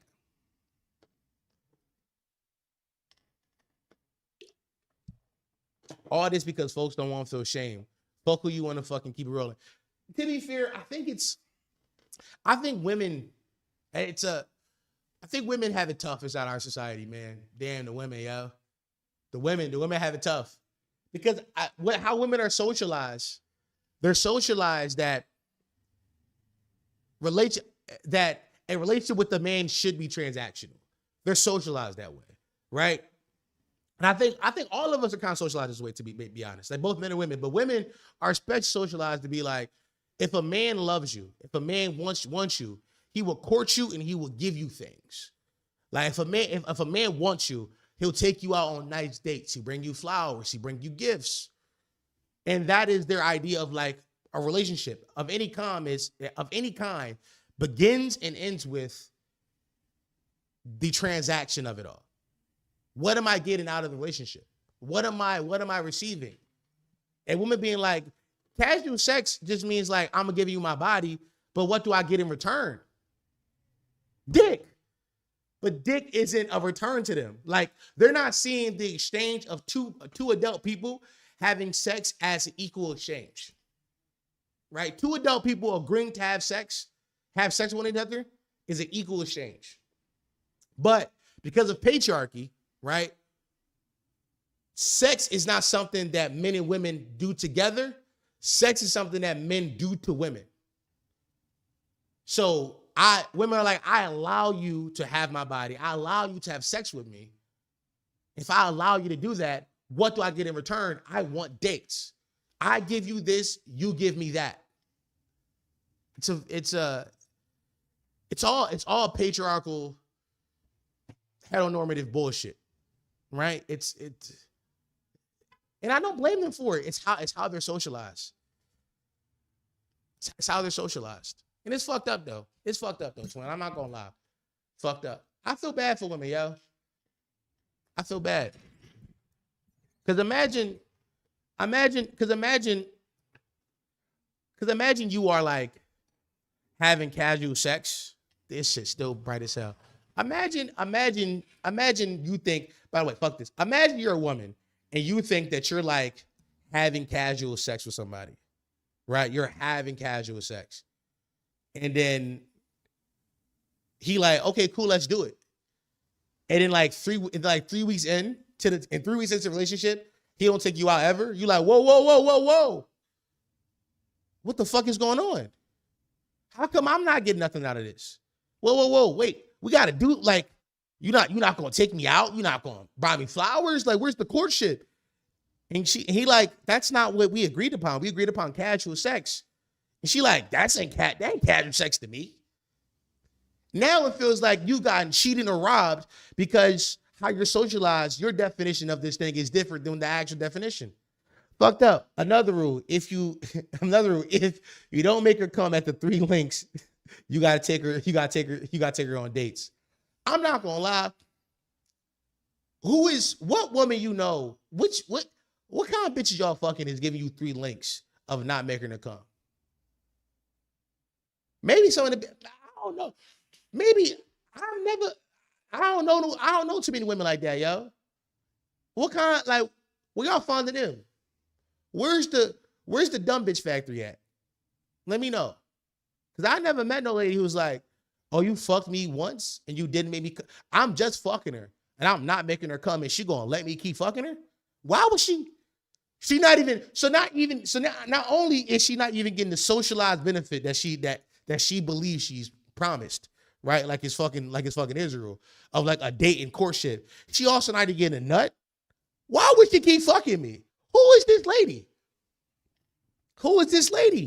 This lady she's a generous one. She's a nice, generous lady. The real convo is these women not exploring their body and just expect the men to know what makes them go. Lack of communication and knowledge is doing the men. I don't know about all that. I think it depends. Yeah, I think it's a person by person. It's a person to person basis. A lot of women that I've dealt with, they know exactly what makes them come, and they can vocalize it to you during sex in a way that is sexy. Like they know exactly what get them there. They know exactly what get them there. They be like, this, you touch this, you touch that, you twist that knob, you press that button, I'm there. Some women who, may have grown up more socially conservative and may not have sportive sexuality, may not know, and it may be more, susceptible to not coming. You know what I'm saying? But also that's patriarchy as well. Patriarchy. Is dating for fun casual or no? Do you not want a relationship? Is dating for fun casual or no? Dating for fun is dating. If you're just dating for the sake of dating, I'm not gonna lie. I don't like women who are just dating for the sake of dating. I'll be honest with you, bro. That's one thing I don't like. Like, if you just dating for the dates, I'm not dating you. I'm not dating you. Because here's what you gotta know. Any woman who's dating for the sake of dates got a dick she fucking already. And she not giving you. By the way, this is a real phenomenon. Ask your women friends about this. Ask your women friends. Any woman who is dating for the sake of dating, going out with dates with you, like dating you, is having casual sex with somebody else. It's a man she been fucking for 2 years that it's at home and he texts her before the date. Yo, let me know when the date done. I'll call you Uber to me. So then she get both. She get like the socialized thing she want, which is the date, and also like the pleasurable thing, which is the sex. And she will never have sex with you because she's not, as she would say, she's not going to risk her body count going up for a bad dick. That's a thing that happens, Chad. That's a real thing. Talk to your women friends. They do it. Talk. Also, I've been the guy on the receiving end of the after date sex. That sounds great. Lizzie, look. Don knows the person. He's the one texting him. Oh, for sure. For sure. For sure. For sure. If you dating for fun, I'm not gonna lie. If you dating for fun, we do gotta go Dutch. Fuck it. If you dating for fun, we gonna have fun that John. Cause what we doing? Cause I understand not wanting nothing serious. Like, hey, I'm not looking for nothing serious. I'm not looking for a relationship right now. I'm kind of just having fun. Cool. But that fun should imply some sex. Cause what I'm just we just going out as friends, and we just going. Cause if we not having sex, then we just friends. And if we just friends, go half on this bill, lady. Thank you. Like listen. Sometimes I do just want to hang with a bad bitch. That's real shit. He want to hang with a bad bitch. Sometimes I do just want to hang with a bad bitch, and that's real. That's a perfectly normal thing to want to experience. Sometimes you just want to go outside and be around some feminine energy. That's real nigga shit sometimes. And that feminine energy don't got to be attached to like anything sexual at all. And that's real nigga shit. But we going half on this joint. We going Dutch. Or I may pick up this time, but if you my homegirl, you pick up the next one.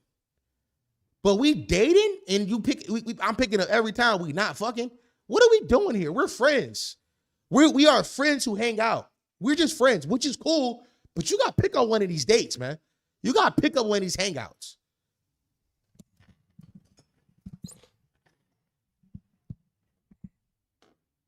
Pick up one of these. Come on, let's be diplomatic about this. We done.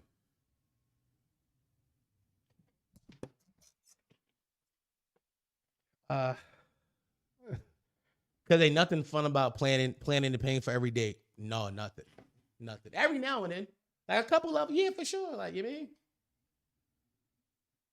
And you gotta plan and you gotta plan something too. I can't do all the scheduling labor.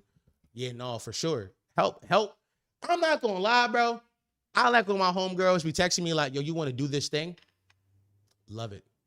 Love it when a homegirl just sends you a thing. She just sends you a flyer to a thing.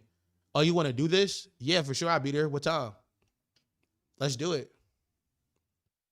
I'm late. Didn't know how much I missed the intro game. I'm gonna watch it back a couple times. Word, that's peace. You know, shout out to internet not knowing what casual dating is, man. I didn't know.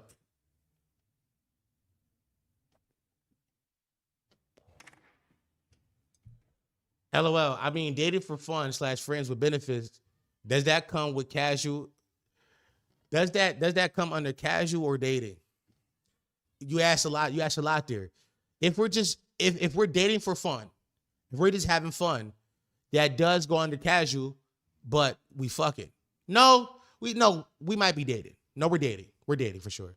If we're going out on dates and being seen together and like building like a real relationship outside of the bedroom, we're fucking dating. We are getting to know each other for sure. For sure. If we're friends and we just hang out, we're just friends and we hang out.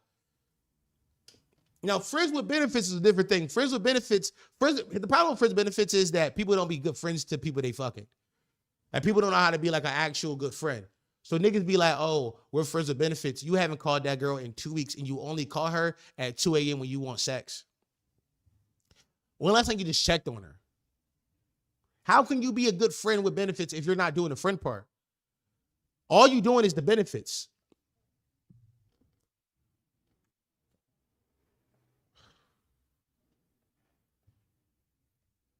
Comm said, he said, I argue every situation is different. Some casual joints can hang out just physical. It is. Okay. I would hear that argument. I just believe that if we are going to consistent dates, we're dating. Once we maybe a hangout every now and then, like I got like if I'm fucking you for a couple months and we just like, yeah, Haas, please stop glazing. I'm gonna text you back, bro. If we hang out, if we fucking we hanging out, and every now and then you like, oh, we should do this thing together. For sure, that's casual. That's casual as fuck. That's casual as fuck. That's casual as fuck. Cool. Sometimes that could be I just want to hang with a bad bitch. Oh, you and I got a rapport. I like hanging out with you. Obviously, I fuck you. You know what I mean?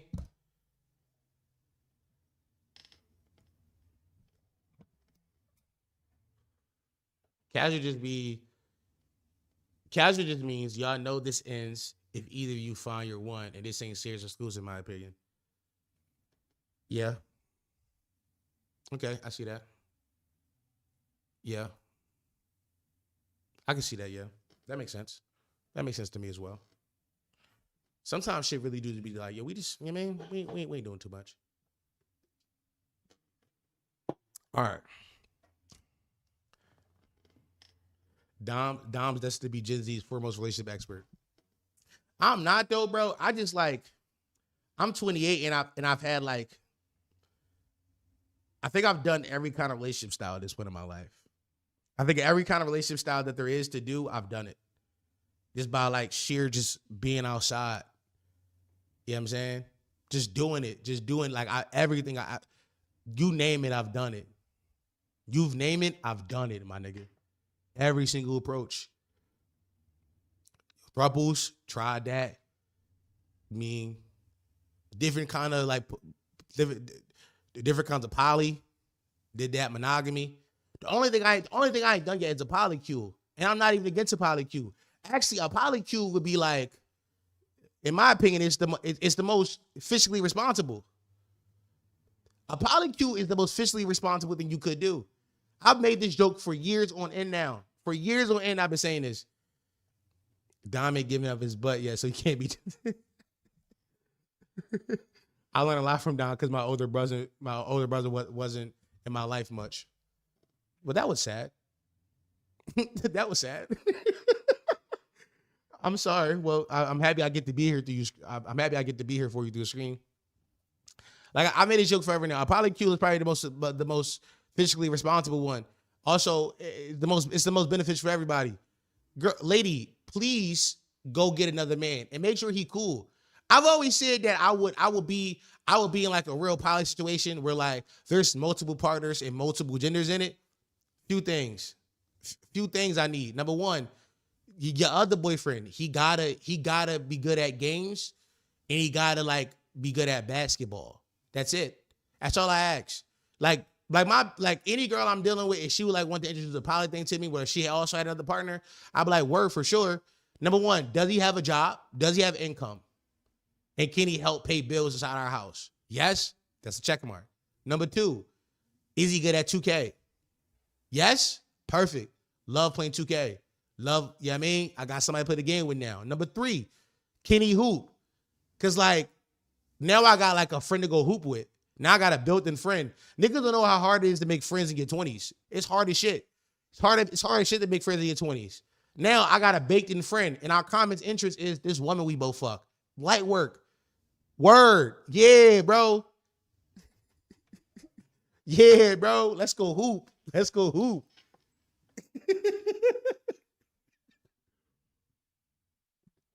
I'm trying to tell you. What if the idea of a train enters the ether? First of all, let's start here.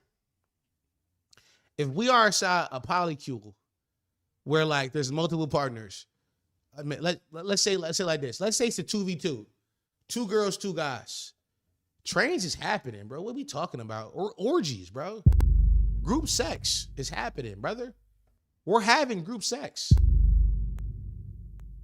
What's the point of having a 2v2 if y'all not going to play 2v2? What's the point? And on top of that, we got to start our OnlyFans now. This is amazing. This is great content. We should be like monetizing. Yeah, I mean, we give us some cool branding like the Philly Polycule. Yeah, I mean, some shit like that. And just post the videos. What? We gotta have our own E! Network reality TV show in 7 months. Light work. Light work.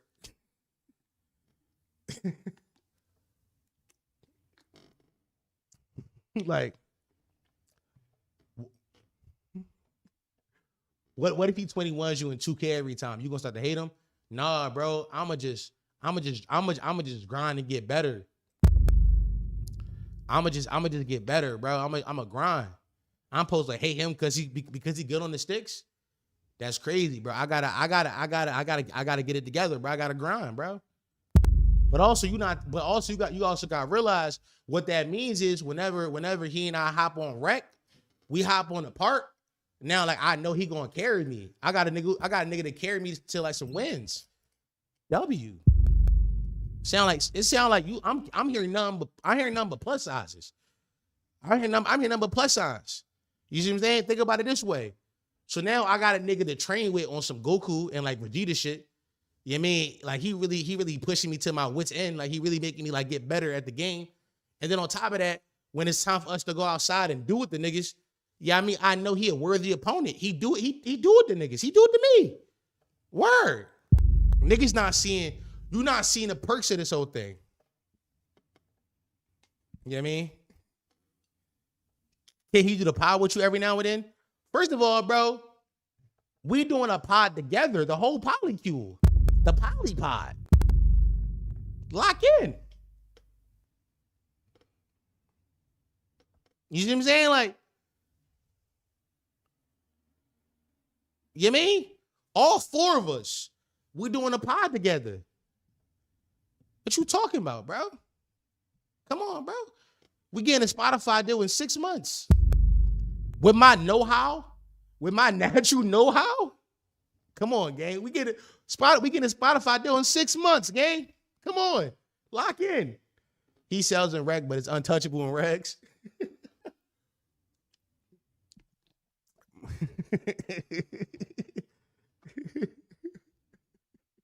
4 + 4.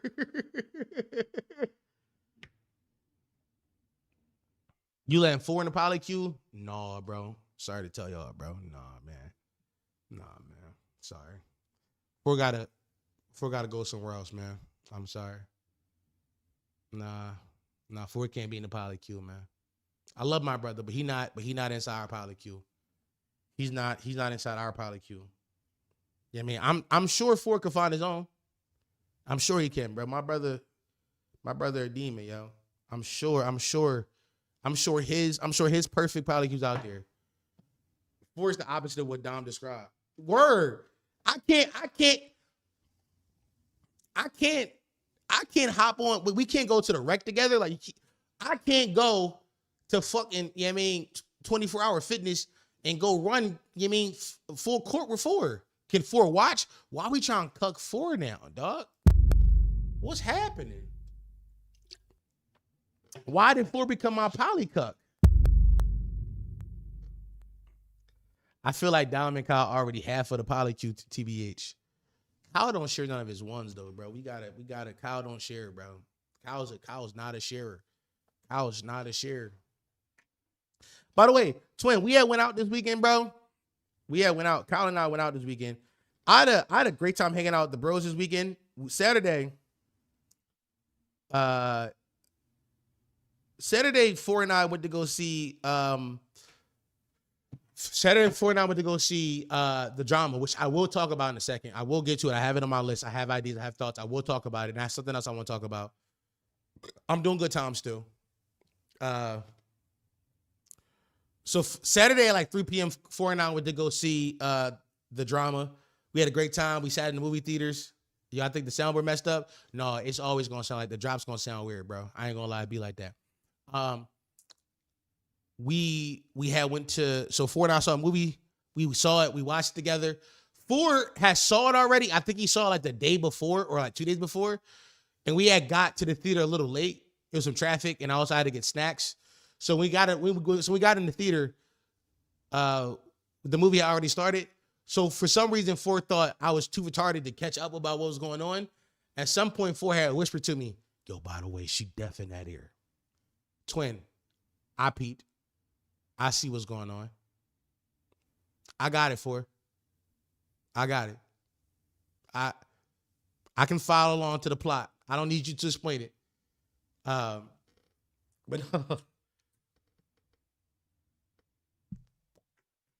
so that was early today. Ford and I had went out.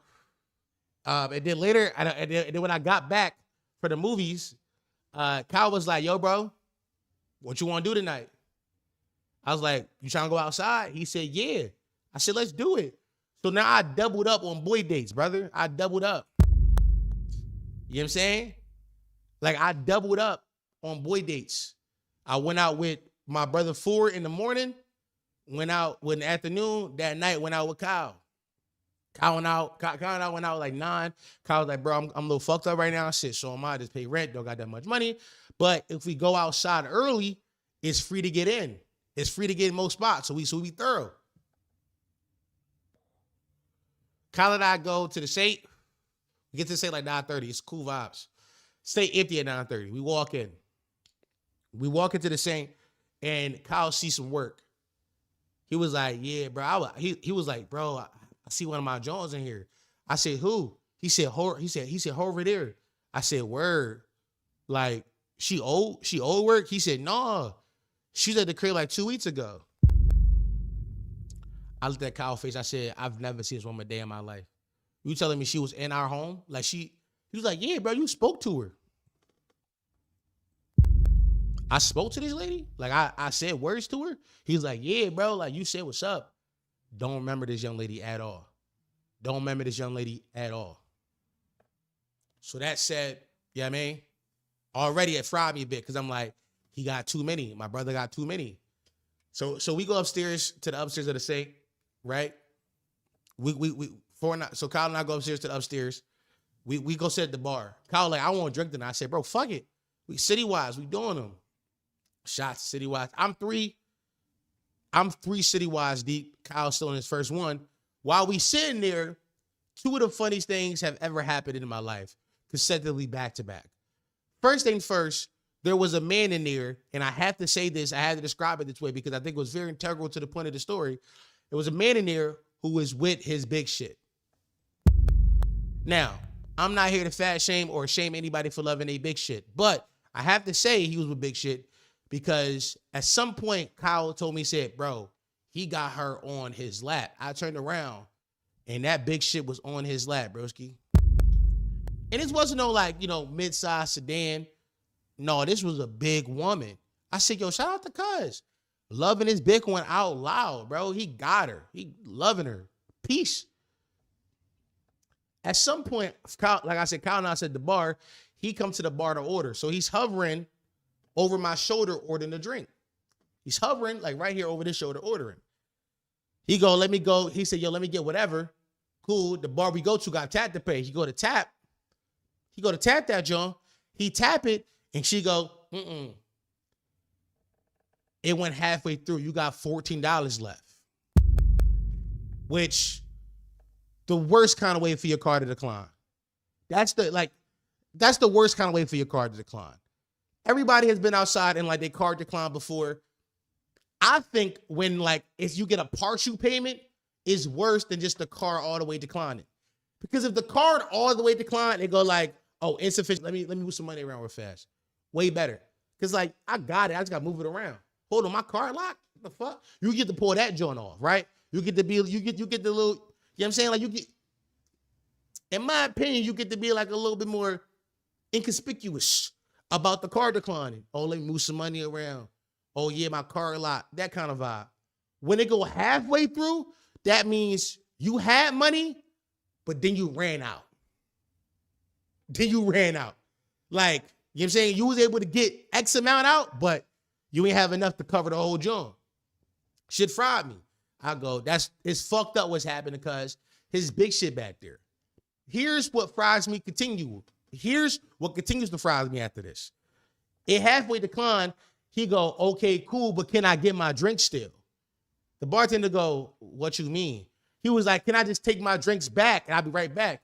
She was like, yeah, you got to just pay half, which he shouldn't have asked. She should have been like, hold on, I got you. I'll be right back. And just took his drinks back to his big shit. But he's like negotiating whether or not he could take the drinks. You halfway pay for them. You halfway paid for them. Take your drinks and walk them back to your big shit. And don't be over my shoulder trying to negotiate, can you take the drinks? Cool. The bartender's like, yeah, go ahead, but you got to pay that other half. He walk away, take his drink back to his big shit, come back to the gym. He got his phone out again. He go to tap. To clear his balance. When he goes to clear his balance, the bartender go, nope, still got $1 left. I don't know what the fuck he did when he went back there, but he didn't do enough. I'm gonna assume the drinks like $28. You paid half of it. You had 14 left you had 14 left. Just move over like $60 into your check-ins and tap the pay and clear that joint. Peace. In my opinion, what I think he must have did, he must have just switched cards and been like, oh, I must have money on this card and only had $13 on the other card. Fried me big time. Because now the bartender is like, yeah, you still got $1 left, which fried me because at this point, I'm like, how much is it? Because he said, oh shit, hold on. Fuck, I forgot. He walk away again. At this point, I'm laughing the whole time. The bartender look at me, I'm laughing. I look at the bartender and I go, how much left on his joint? How much? She said $1.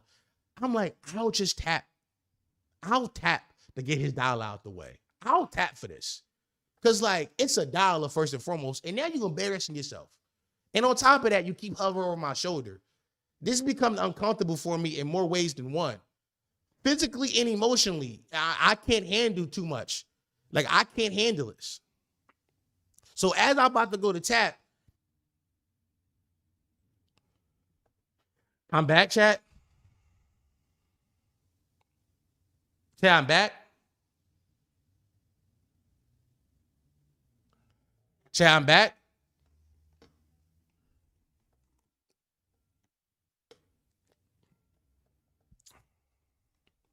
Chat, my shit good now?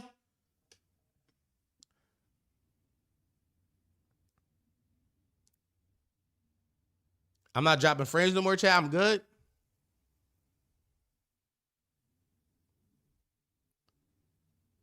All right. Nigga said, yeah. All right. My fault. I don't know what the fuck just happened, bro. That shit just fried me. I was getting like 4 frames a second for a second. That shit, I looked down, I was like, damn, my shit is dropping stupid. Whatever. All right. So like I said, he came back with a one singular yank to pay the bartender. Fried me big time. Now, consecutively while that happens, the shorty that Kyle saw earlier in the night, who was his one, who I didn't recognize, comes over and walks up to Kyle. But hold on, fuck that. We saw her downstairs in the sink. She comes upstairs in the sink. She comes upstairs. She walks past us to go stand at the back for some reason. We know she came up here for Kyle. And then she walks up to Kyle and go, so am I ending my night with you? And Kyle responds, maybe, we'll see. Any other person, I feel like that's like immediate, all right, fuck you and walk away. Cool.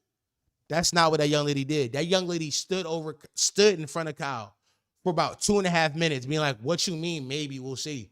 What you mean? Da-da-da-da-da. Trying to like, the nigga just basically told you, you not linking me tonight.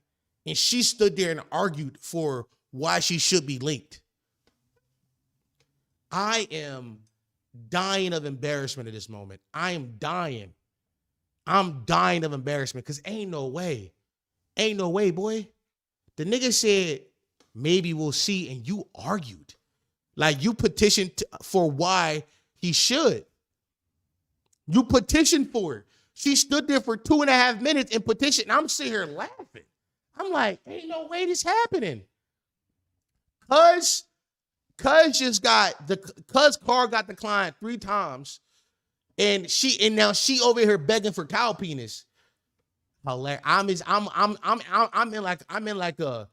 in like a cringe sandwich right now. I'm getting a cringe train ran on me. The cringe is coming from both sides.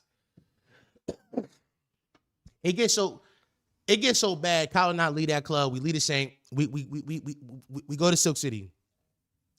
We get to Silk City, and I don't know who event it was. I don't know who event it was, or who the DJ was, but the queer folks was out. And shout out to the queer folk. I wasn't uncomfortable. I just wasn't expecting to see that many gay women all in one spot. Now, here you gotta know about me. The DOM love gay women. That's just my sauce. I love queer women. The problem is queer women don't love me. Why? They're queer. Obviously, dog. Obviously. Come on, easy answer. So I'm fucked up because I'm like, all these women look amazing, but all these women want women. All these women want women. Like, I'm like, twin, I've never seen so many studs in one place before. I thought I was at a WNBA game. Word. I'd never seen so many studs in one place before.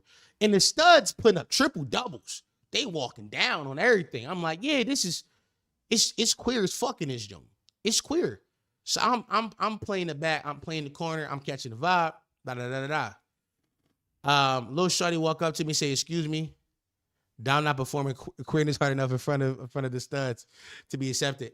No, when it was funny, on the walk-in, me and one of the studs sparked the conversation. She was like, y'all fuck with your fit, da-da-da. Here's what I say. My fit was queer enough. It was queer enough for the stud to be like, oh, you got that shit on, twin. My fit was queer enough for the stud to be like, oh, you doing it to him. I'm like, you see me, and her and I have like a little, back and forth like conversation. So I was queer enough for the stud, but I'm like, I don't know if I don't know how anybody identify in this joint. So everybody look a little bit too queer for me. I'm letting niggas rock. But one little shorty walk up to me. She said, excuse me, get by the bar, da-da-da-da-da. Dom queer enough short. So her and I start talking. She go, I forgot how the conversation sparked. And I was like, that's rude. You gotta say, excuse me, da-da-da-da-da. And I'm doing that whole thing. I'm like, by the way, I'm Dom. Nice to meet you. She told me her name was Sum. I was like, what's that short for? She was like, why would I tell you that? I was like, because I'm asking. I'm like, that's how conversation works. People ask questions and then you respond to them. And she go, okay, so what Dom short for? Well, I was like, well, Dom short for Damir. That is my middle name. What is your short for? She go, oh, okay. And I go, usually when people ask people questions, you give them a response. She says, usually. Walked away. Got it. I don't like bitch not being mean to me. Cool. You got it. Walked away. Now here's where this story gets funny. Later that night, we go back to the back of the bar. She's still there. He's talking to Kyle and his friend and I, we had a debate about what this person was. We had a debate. Is it a stud? Is it a short man? We couldn't figure it out. But this woman's maybe like 5'6", 5'7", was talking to like a person who was about 5'3", significantly shorter than her, and she had on heels. And it was hilarious to look at. Kyle go, I'm about to go talk to this lady. It's the same lady who told me usually. Kyle will go over there and dirty Mac the one cuz she was talking to, which we don't know how cuz identified. We do not know how cuz identified to this day. We never figured it out. We couldn't figure it out. Couldn't figure out it was a stud or a short man. We couldn't figure it out. I can't even be mad. Usually, no, she gave me the usually. I walked away. I said, word. I know what that means. Stop talking to me. I said, word. Cool. But Kyle walked up to her. Kyle wound up be like, I'm walking her to her car. I'm outside now. I'm outside the club. I'm doing my fish joint. I'm talking to different ladies. Kyle come back like, yeah, bro, I love her. Huh? I'm like, Kyle, I'm not hearing you, bro. You don't love this girl. You just met her. And then while we having this conversation, she called him. We outside the same. We playing a let out. We playing a let out now. Not the same. The Silk. We outside Silk playing a let out now. Kyle's on FaceTime with the shorty.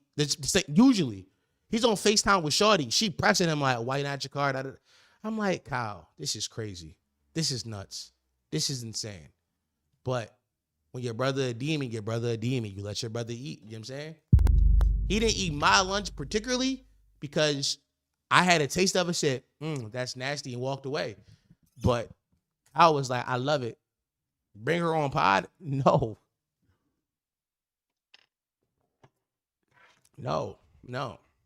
My new favorite joint is outside when I put a let out now is I'm gonna fall in love once.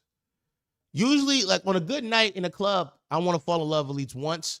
And if it don't happen in the club, it's gonna happen outside the club. And I did meet a young lady who I was like, oh, we caught a vibe. You know what I mean? Did I get her number? Yes. Did we text? Not really. Why? Because it's never about that. It's never about that. It's about in this moment. In this moment, we in love.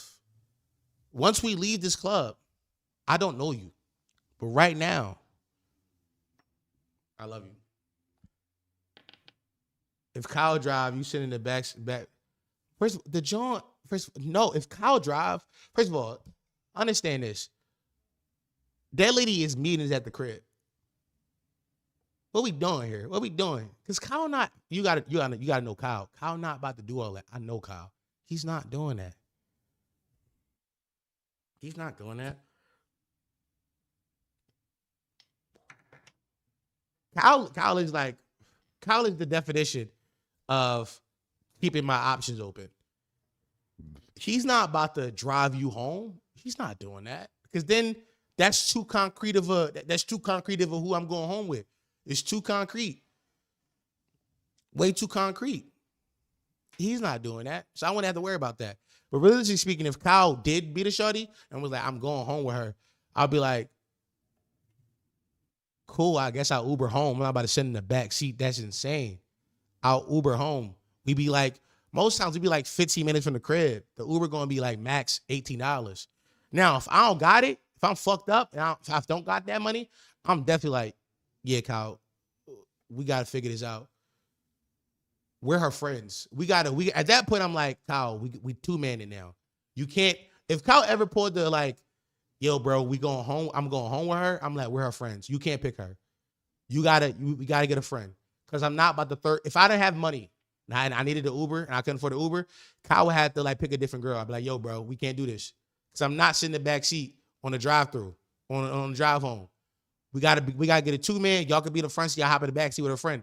But we gotta figure this out, bro. I'm not doing this motion. I'm not running this play. This play not happening. This play not happening.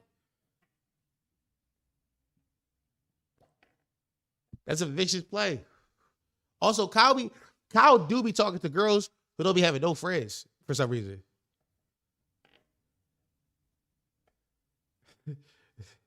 Mr. Maybe we'll see Lincoln. Mrs. usually is low-key fire. Do not pathologize this man. Do not pathologize this man. This nigga's insane, bro. Do not pathologize. Do not.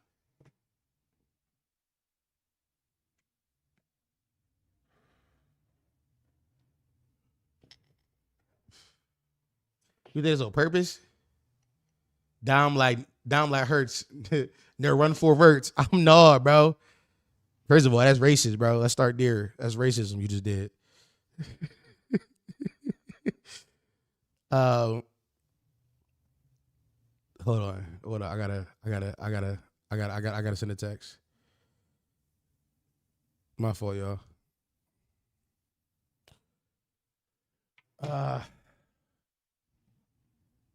Kyle kind of like, you think, do I think it's on purpose that Kyle will be linking for hoes with friends? By the way, the one time we had went over to talk to Kyle, the homegirl. First of all, here's what I've learned about Kyle. Here's what I learned about Kyle. Kyle like mean bitches who are nice to him. He likes that. That's his vibe. Cause Kyle be like, these girls be sweet. And I'm like, they don't be. They sweet to you. Which is not a nice, that's not being sweet. Like these women are not like overtly nice. These women are nice to you because of who you are. They're not nice in like the general sense of like, I'm nice to be nice, which is totally different. Totally different. That's a totally different idea. Two different things. Like it's like, is it like if it's one John he be linking and she be coming to the crib and I be joking with her. I be talking to her and I can tell that she does not want to be nice to me, but she has to be because she wants Kyle to like her and she know I'm family. So she has to be nice to me. I can hear it when I talk to her. I'm like, oh, you don't want to be nice to me, but you have to. And to be honest, when I hear that, I do go, I'm saying jokes. I'm being a bit meaner now. Not a bit meaner, but I'm being a little bit more of a dick. Cause you gotta be nice. I don't gotta be nice. I don't have to. You're in my house. You're in my house. Yeah. This is one girl. She bought like a turtle over here, and I was like, your turtle gonna die. She got like a Muslim, like a Muslim turtle. You know how like the Muslim niggas be selling turtles in the biddy? And I'm like, them Jones don't last long. Like, he gonna die. She's like, what you mean? I'm like, they don't live long in captivity. He gonna die. Like, that shit gonna die on you. She's like, no, he not. I'm like, yes, he is. That shit gonna die. And she had a smile and laugh, but I can tell deep down inside she wanted to air me out, but she couldn't. She couldn't. She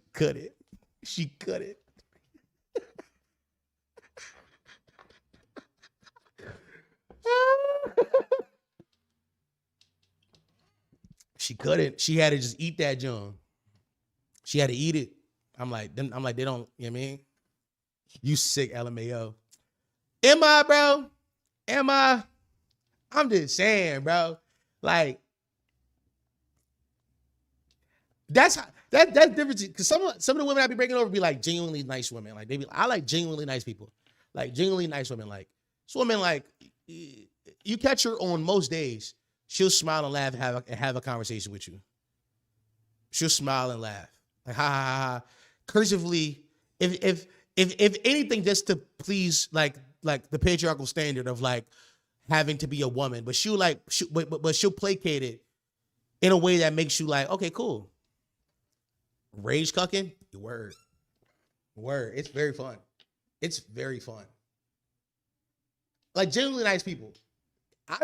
Some of the women in comedy, I'm like, this woman, I'm like, this woman been in the crib 7 times. I haven't seen her smile once. She is evil. This is an evil lady. Vince definitely fell off booking wise before he got ousted. I like you going back to like old conversations that we had like an hour ago. I'm not gonna. It feels you know what I'm saying? Evil women.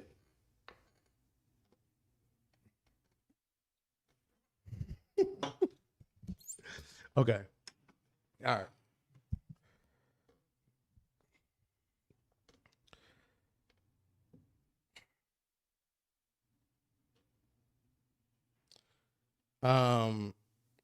All right, let's finish up because we got like an hour left before 7 o'clock, and then I gotta do the pod. So let's finish up this stream and some of the notes, some of the things I want to talk about. So like I said, Four and I went to go see the drama this weekend. We saw the movie. The drama. How do I talk about this movie? By the way, if you haven't seen it yet, I'm sorry, I'm going to spoil it. I'm not going to spoil this talk. So if you haven't seen the movie yet, and if you don't want to be spoiled, you mean, just come back tomorrow, or come back Friday. But I'm going to talk about some spoilers. I'm going to spoil like the twist of the movie because that's the only way I want to talk about this film. That's the only way I want to talk about it. I don't want to talk around it. You know what I'm saying? So if you don't want to hear that, peace. But if you don't care, because truthfully speaking, in my opinion, this isn't one of the movies that you need to not know what the plot is about to enjoy it. Like once I tell you, you can still watch the movie and enjoy it. It will still be an enjoyable watch, regardless, because it's the twist. It's one of those things that the conversation around it is bigger than the actual twist. So I gave you some time to like figure out if you want to go. I'm gonna hold for a second, and then we're gonna talk about it. Word? Okay. Got it. All right, I'm gonna go now. So Four and I saw. Can you put a little bit more respect on the day and name though? Y'all's acting like she not a draw to the theater, and she literally drew you. First of all, she did. Please, Rod, I'm not doing this right now. Rod, please. Rod, please. I'm not doing this with you right now. Please, stop. Four and I saw the drama this weekend, and the movie is about first. Y'all want the movie? The movie first. By the way, hold on. By the way, just to get it out of the way, the movie did not make more money than Timothée Chalamet's opening weekend. It did make more money than Marty Supreme. So even like for A24, I think the top 3 were it's Civil War, Marty Supreme, and then is this one, which is pretty good, but also it had Robert Pattinson and fucking Zendaya in it. It had Edward and fucking Zendaya. So like, you know what I'm saying? She's still not like Peace. I'm putting respect on her name, but like even still, she didn't outdraw Timmy. She didn't outdraw Timmy still. And peace to that. But like, you know what I'm saying? Like, what we doing? I digress. The drama is a movie about a few things. First thing first, it's a movie that is about redemption and community. That's truly what I took away from the movie. It's a movie that talks about are people redeemable? Do second chances exist? And if giving the opportunity to look past somebody's past, could you give somebody a second chance? Could you do that? That was like the redemption thing. And then the community thing is very important because community drives the plot of this movie in more ways than one. And like it pushes the plot along. So the big twist of this movie is that Zendaya and Robert Pattinson obviously are this couple who meet. They have a meet cute inside a coffee shop, and like the whole first like 20 or 30 minutes is them planning this wedding. And like they're still like the perfect couple. They're both quirky and quirk chunky for each other. It's amazing. And they are sitting down at like not the wedding reception or the recital or whatever, but they're trying to figure out what the menu is going to be. And they're invited two of their friends out to the place where they're going to have the wedding to like pick which wines and which food they're going to eat. During this conversation, their friends go, before we got married, we did this thing where we told each other, what is the worst thing we've ever done? What is the worst thing we've ever done? And everybody go around and start talking about the worst thing we've ever done. The guy inside the other relationship talking about one time a wild dog attacked his girlfriend and he used her as a human shield. That's crazy, ha ha. The girl who, oh my God, this white lady is the worst white lady of all time. She talks about how when she was a kid, she locked like a retarded kid inside of a fucking closet for like a whole day and nobody could find him. They had to put a search party out for this nigga. Insane. Which fries me that she did something so despicable. And her reaction to what Zendaya did or didn't do it's crazy. And then Robert Pattinson is like, yo, I cyberbullied a kid one time. He had to move away type shit. Well, I don't know if he actually moved away because of it, maybe by coincidence. But so the three things that everybody else said is I used my girlfriend as a human shield. I locked a retarded kid inside a closet. And I once cyberbullied somebody. You know, pretty like evil things, bad things. But and mom listening like, pretty milquetoast. And then Zendaya opens up about her thing. She opens up and be like, one time when I was in high school, I almost did a school shooting. Crazy, right? Crazy. Robert Pattinson is laughing about it. He's like, what the fuck? Is that you're laughing, you're joking, you're serious? And then like this sense of like seriousness and somberness what goes over the table when the biggest Karen of all time decides to become the biggest Karen of all time. The lady goes, my cousin is paralyzed because she was in a school shooting. Zendaya was like, yeah, but I didn't do that school shooting. Like, I didn't do that one. She's like, yeah, but you thought about doing it. Keyword, thought about it. The whole twist is that the whole thing is like community perception. How do you respond to somebody who potentially almost did something evil, and can you redeem them? And how outside perspectives from your community will affect your train of thought. Literally what it is. Once that revealed about Zendaya, Robert Pattinson is having like he's spinning out the whole movie, trying to figure out like how big of an issue this is to him. How big of an issue is it actually to him? In my opinion, I don't think he thinks it's that big of an issue. I think he's on some like, yeah, that's a little crazy, but like she didn't do it. Well, I think most of us land like, logically in a movie being like, okay, you thought about doing something crazy, but you didn't do it, which is in essence, that's nuts, but you didn't do it. Robert Pattinson seeks out conversation from a bunch of people, a bunch of perspectives, and all the perspectives is like, yeah, that person is insane, that person is crazy, and da da da da da da. Somebody said, no, he thought it was a big deal. He didn't though. Like after, like, in my opinion, after he talked to her about it, he spends like the rest of the movie defending her. And like he's fucked up about it. He's grappling with it because he keeps asking for outside opinions. And he keeps asking for outside opinions because in my head, I think he's like, should I care more about this than I do? Like, should this be a bigger thing for me than it is? Because I'm like, at one point he asks his assistant and it like turns like a big thing. But when he asks her, he gets upset by her answer. And I think he get upset because his internal logic is like, I love her and she's changed and she isn't the same person that she was at that moment. And she was so young and so much in her life changed since then. But people are telling me like, I should call the cops on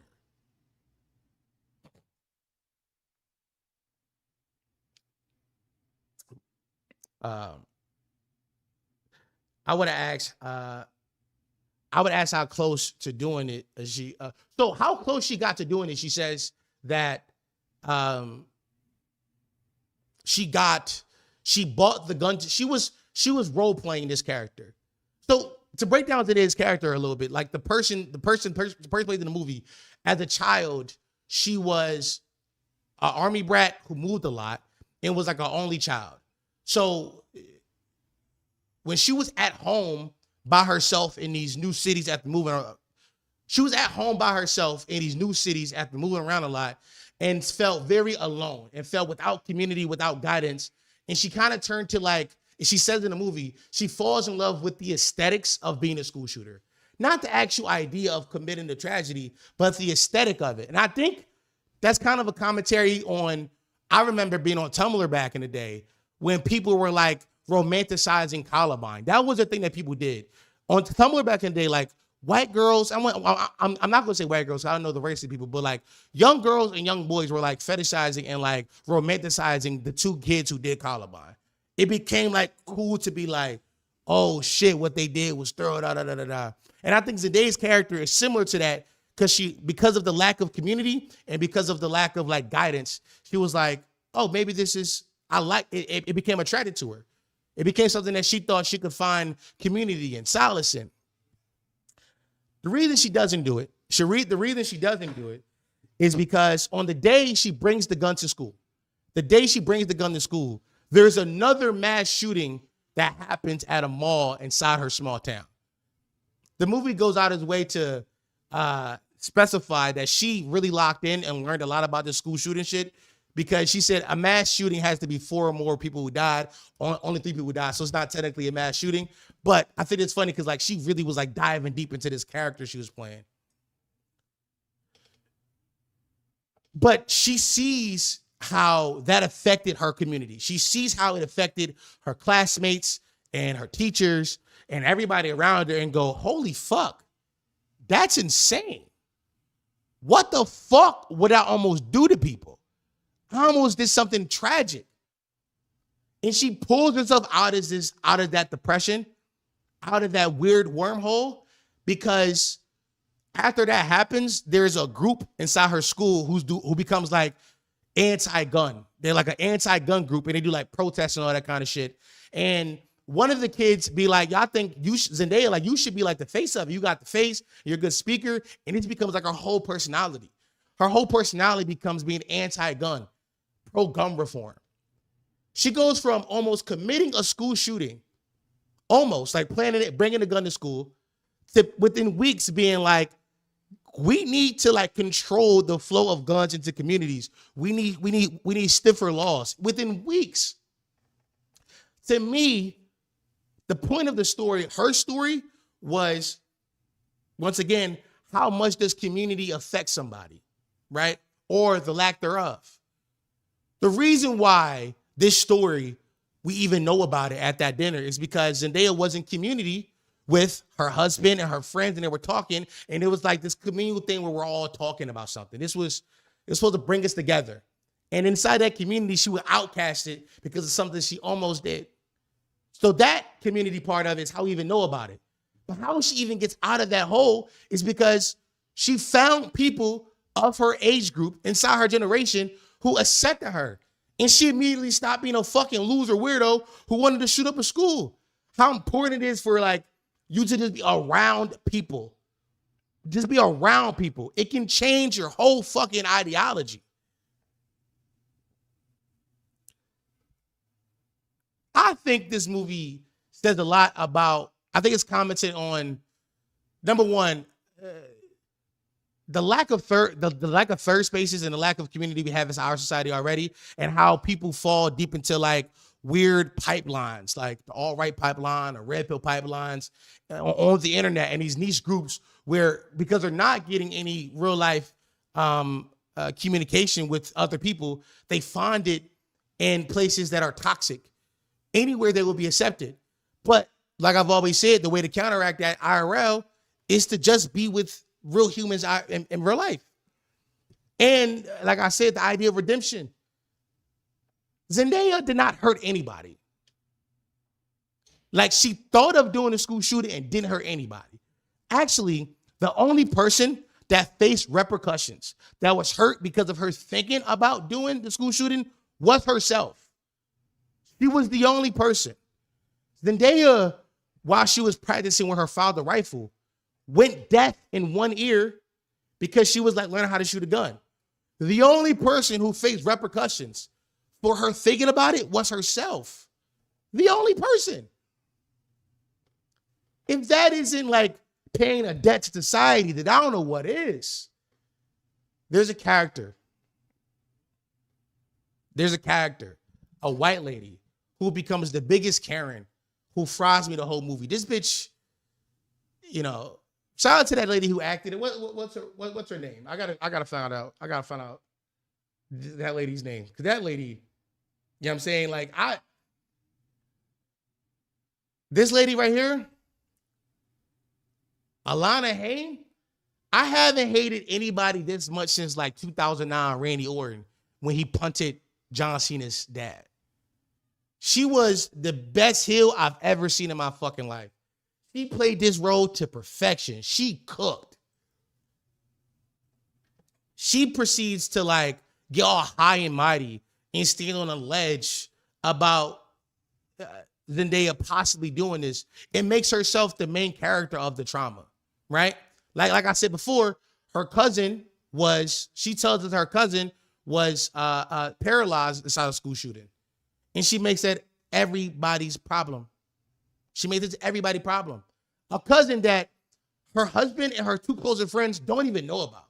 Niggas say, what cousin are you talking about when she revealed it to us? We don't even know who the bitch is. But she uses her cousin as like a token for like her anger, as like some kind of device to prove how much she cares about this cause. Her cousin is nothing more than a pawn in this game to make herself feel high and almighty about this bullshit.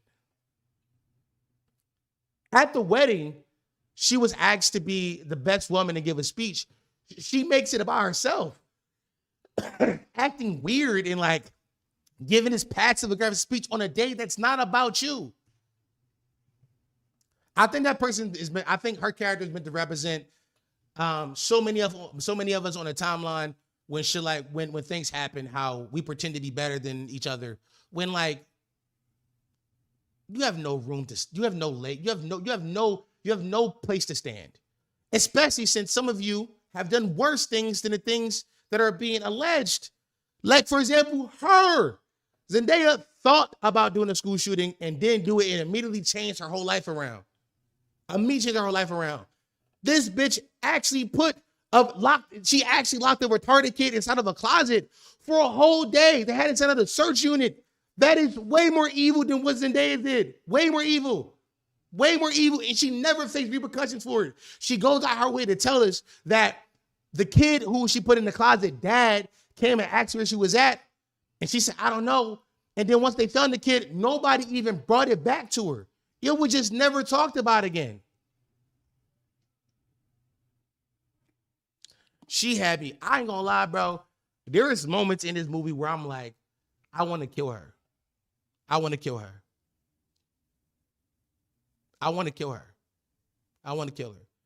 There was anxiety for Robert Pattinson over even going through with the wedding. Robert Pattinson's character is deeply insecure and anxious, so he fucks up the wedding speech and says, "Oh shit." No, I mean his character.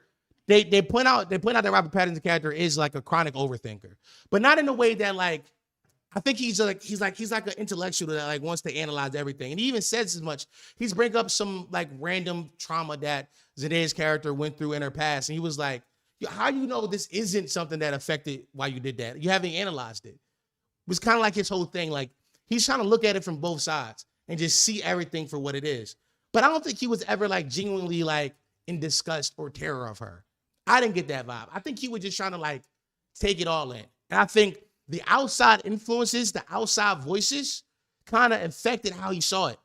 Like even at the dinner when he first learns about it, he's laughing about it because he thinks it's like, this is crazy silly.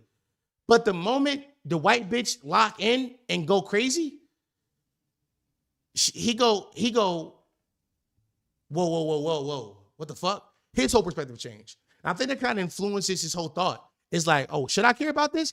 At some point, he's even making arguments like, isn't that kind of like American culture? Like there's school shooters all the time, there's mass shooters all the time. It's kind of American culture. So like the fact that somebody thought about it is like kind of uniquely American. Like he goes out of his way to rationalize that way. I'm down with y'all. When I found out she did that, when she thought about doing a school shooting, that shit did not bother me, gang. I ain't gonna lie. Call me evil if you want, but that shit not bother me. I know niggas who actually kill people, gang. Like maybe it's like me being from the trenches and like me having that relationship with like gun violence. It did not surprise. I'm like, okay, yeah, that's cool. But she did it. What do her island? She didn't do it. She didn't do it. Which is the most, I feel like it's the most crucial part about this conversation. She didn't do it. Nothing actually happened. Nothing. Whatever. That's kind of my thoughts on it. For now, I'll probably talk about it today on pod too. But have anybody else saw this movie? What are y'all thoughts?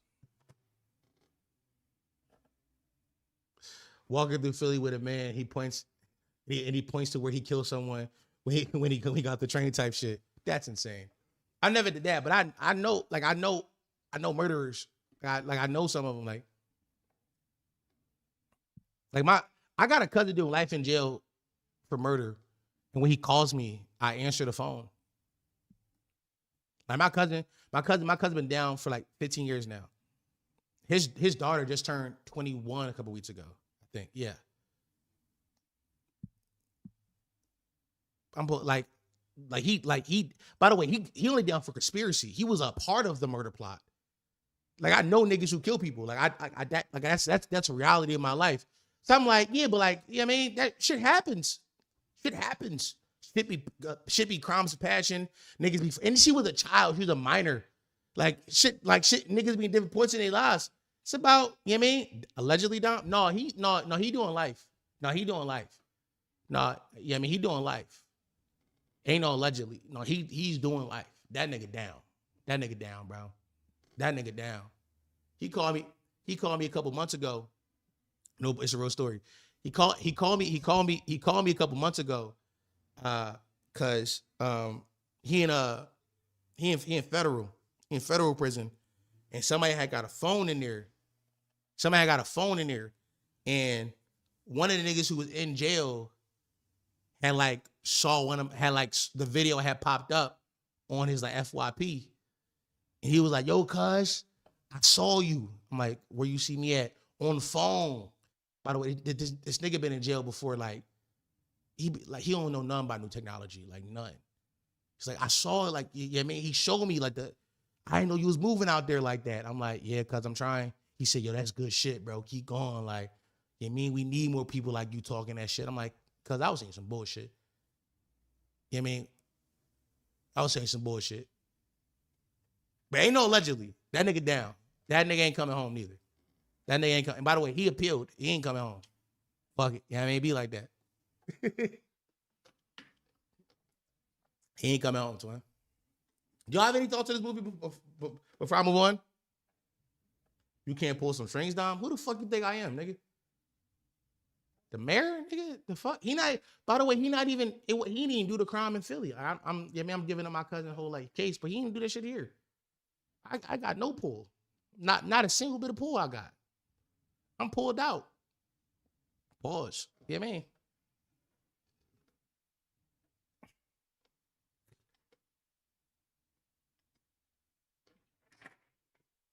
Nobody else saw this, Joe? Okay, cool.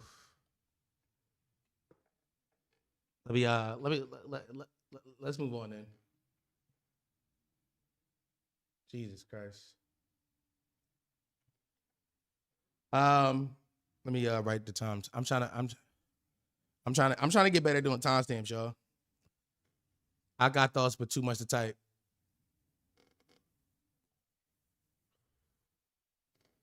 I see this shit. I didn't watch it in the theaters. You're watching the bootleg is crazy, bro. You don't go to the theaters, bro. Just go to the theaters, bro. Just go to the theaters, bro. I ain't gonna lie. Go to the theaters. I'm saving most of my bandwidth for Invincible. Shit getting wild. That's peace. That's peace. I respect that. I respect that. This shit so has to be invincible. Go to the theaters called Buddy Twin. Like you got $15, bro. Just don't don't get snacks. I think my ticket was like $18. Go to or go on Tuesday. Go on a Tuesday if you probably got work. But it'd be like $15, bro. It's a good joint to get out the house, in my opinion. It's a good it gives you a reason to get out the crib and go do stuff. All right, let's move on to my last thing I want to do before I go. What the fuck happened to the reaction? I don't know. It didn't upload. So I was on the timeline the other day and I seen this video that went kind of viral, and it made me think about the current state of the internet and how we analyze content. I talk about shit all the time. I feel like a lot of people are engaging with content without thinking about it critically. We're just watching things and getting rage baited by it. So this is the rage bait. Is it rage bait segment?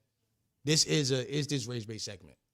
Are they ragebaiting you?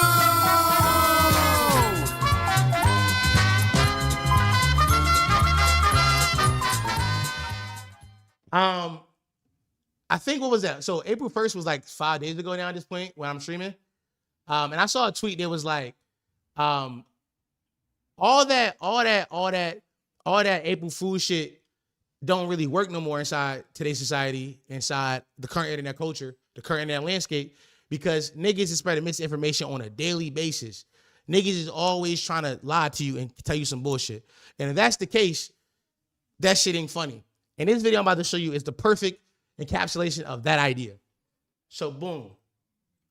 This shit went viral, twin. And I watched it.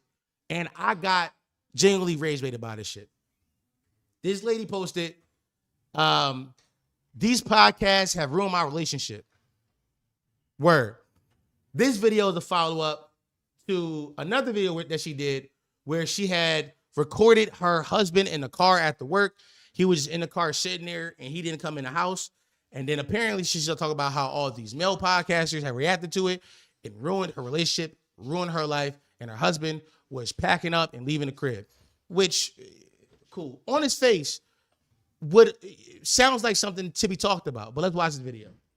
Apparently, Joe Budden's podcast and the ex-football players, The Pivot, I believe it's called, they decided that they were going to discuss my video with my relationship. My man don't have social media, so he would have never seen the video that I posted of him sitting in the car and me trying to figure out why he ain't come in the house. But guess what he does watch? He watches those goddamn podcasts. So then he hears them talking about the whole scenario of what we were doing, what we were going through. And guess what he's doing now? He's packing his shit to leave because these grown men wanted to come and talk about my relationship off of a video that's 1 minute long. You guys don't know what happens in my house, okay? I posted that to give the two sides to the story. There's two sides, okay? It's not about a woman who nags her man and he can't come in. It's also the side about the woman who works her ass off, okay? And just want to be supported. So thank you. Okay, thank you for going on your podcast and discussing my relationship and ending it. Because that's what's happening now. He's packing his stuff and he's leaving because he's embarrassed and he's humiliated and he's getting this from his friends and all these different people are like, yo, ain't this you, ain't this you, ain't this you? Off of your podcast. So I hope you're happy about what you've done because you've ruined my relationship. So that is the clip at hand. On his face, great fodder. She posted one video where her husband came home after work, was sitting in the car, didn't want to come in immediately. And all the male podcasts, all the Joe Buddens, the Gilbert Arenases, all those kind of guys then reacted to it. And he don't got social media. But he do watch those podcasts, and now he's embarrassed. And now he's leaving. She goes out her way to say, it's not my fault, it's your fault. Y'all ended my marriage. Y'all ended my relationship. My relationship is ending because Y'all decided to react to my video that I posted on the internet. Not taking any accountability, any of that, right? This is masterfully done, Rage Bait. Masterfully done. This video got posted on Twitter from one aggregator account. I don't know how big this aggregator account is. We can check it right now. This nigga right here, come on. He's some kind of African. I don't know which country he's from. South African. I could have guessed. Come on. This South African aggregator account who calls himself a bedroom journalist posted this video, and this shit got 300,000 views. So boom. I'm like, I gotta know the rest of the story, gang. I gotta put all the pieces together. Because this shit can't be real life. It's no way this person actually exists. Which is what I talk about all the time. When you watch content, are you using your fucking brain? Are you analyzing it? Are you passively watching it? Are you being rage baited by it? And you just allowing that to influence your thought on how people move inside real life? I decided to go to her TikTok account because inside the video, you see her TikTok name right there. This shit was downloaded directly from her TikTok. How you know? The end of the video even got the TikTok joint up there. I gotta go to her TikTok account and I gotta like do my own research on this joint. I gotta figure out what's this lady whole thing. I go to her TikTok account and the second I land on her TikTok account, the second I land there, I see this. If it looks real, it's not. Calm down. Sarcasm is my love language. Storyteller. Twin. The lady is overtly telling us in her bio to her account that nothing you about to see is real. All this shit is fake. It's stories. It's made for engagement. It's stories made for engagement. Twin. Like, ostensibly, realistically speaking, this is the True Crime podcast, and that works. It is a Tyler Perry movie. It's entertainment. None of this is real. This is some bullshit. But it was able to rage bait 300,000 people on a timeline. It's able to get people in a frenzy and get people to talk about it because people do not analyze the things they watch. They just fucking consume it. So when I ask this question, are they rage baiting you? Are they rage baiting you?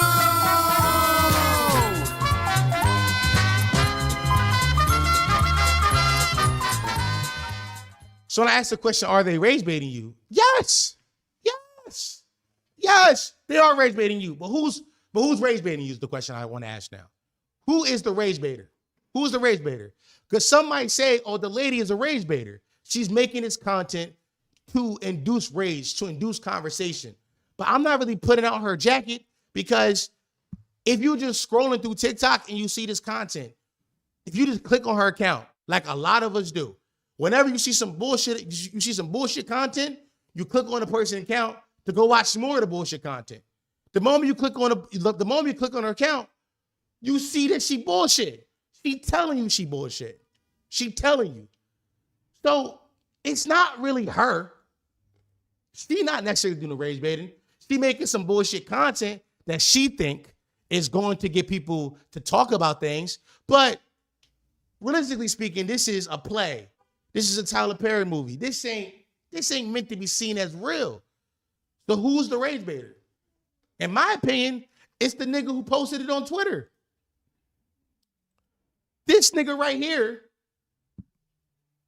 Magbay, whatever this nigga name is, he is a slot merchant. This nigga knew. He downloaded this shit from her TikTok account, as we already discussed. So he was on TikTok, saw the video, downloaded it. He downloaded this shit, knew it was rage bait, and still decided to post it on the timeline. Why?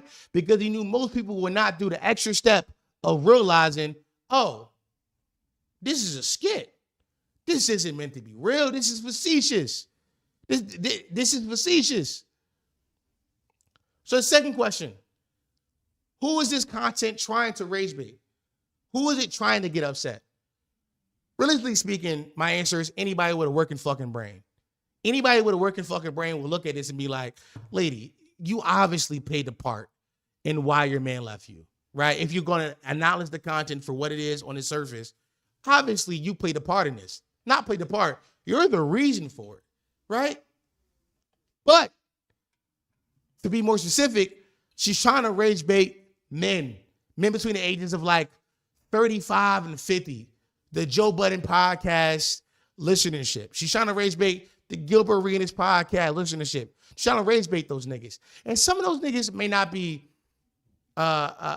exclusively red pill ideology, but may be more conservative in their thought and may have a hatred towards women. Misogyny inside men of all generations, but especially older ones, is way more prevalent. So she's essentially going after that generation of men. That generation of men is meant to be the audience to capture here. That's who she's trying to get. Did she succeed inside her mission? Yeah, my nigga. Yeah. She succeeded. The video is uber viral. She made a part 2. Or when you go to her TikTok, she doing. Hold on, let me move over. She doing full on story times about this shit, bro. This shit got 180,000 views. This one got 118,000 views. This the one we saw with 800,000 views. She doing full on story times. She's milking the fuck out of this. She found her gimmick. She found her war in Chirac, and she going milk it till it's dead.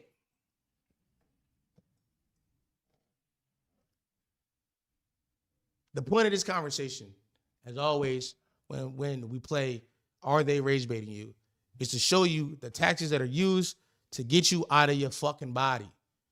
As always, to show you that people are manufacturing content. They're sitting at home and they're analyzing what you're talking about. What is the timeline debating and being like, how do I put the most hot button buzzwords inside this content so that I have the highest possibility of reaching the algo and going viral? And it's working, twin. It's working on niggas. It's working. Niggas getting out their body about some shit that don't matter. Not that it don't even matter. It does not even exist. These are not real issues. It does not matter to anybody in real life because it never happened to anybody in real life. It never did.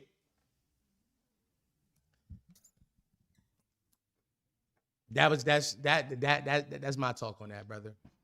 That's my talk.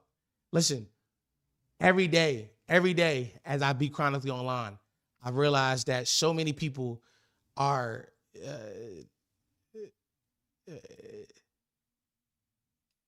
using the internet as it's currently intended, right? To be passive slop that you just watch in the background and just consume it. It's mind numbing. But in doing that, the slightest bit of emotion inside the content can get you to comment on something, to form an opinion about somebody, to generalize a whole group of people because you didn't do the extra step and be like, is this real shit? Did this actually happen? Interrogate it. Interrogate what you watch. Interrogate the things you consume. Make sure that when you watching some shit, that this wasn't manufactured inside a fucking lab to reach the algo in the highest percentile. Word. All right.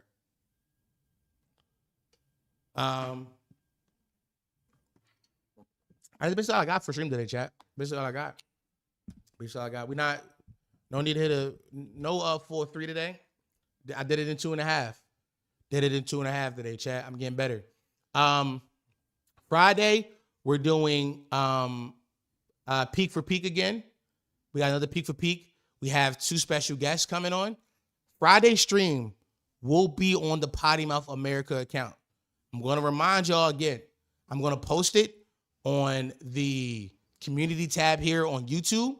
If you're in Discord, I'm going to post it on Discord again so everybody can see it and know it. The link will be there. If you follow me on Twitter, I'll post the link on Twitter again. But it will be on the Potty Mouth America YouTube account. It will be over there. We got 2 big guests, and technically that is Potty Mouth America content. And if I stream it over there, I think I could get that channel monetized. Malik talking about he sent some shorts.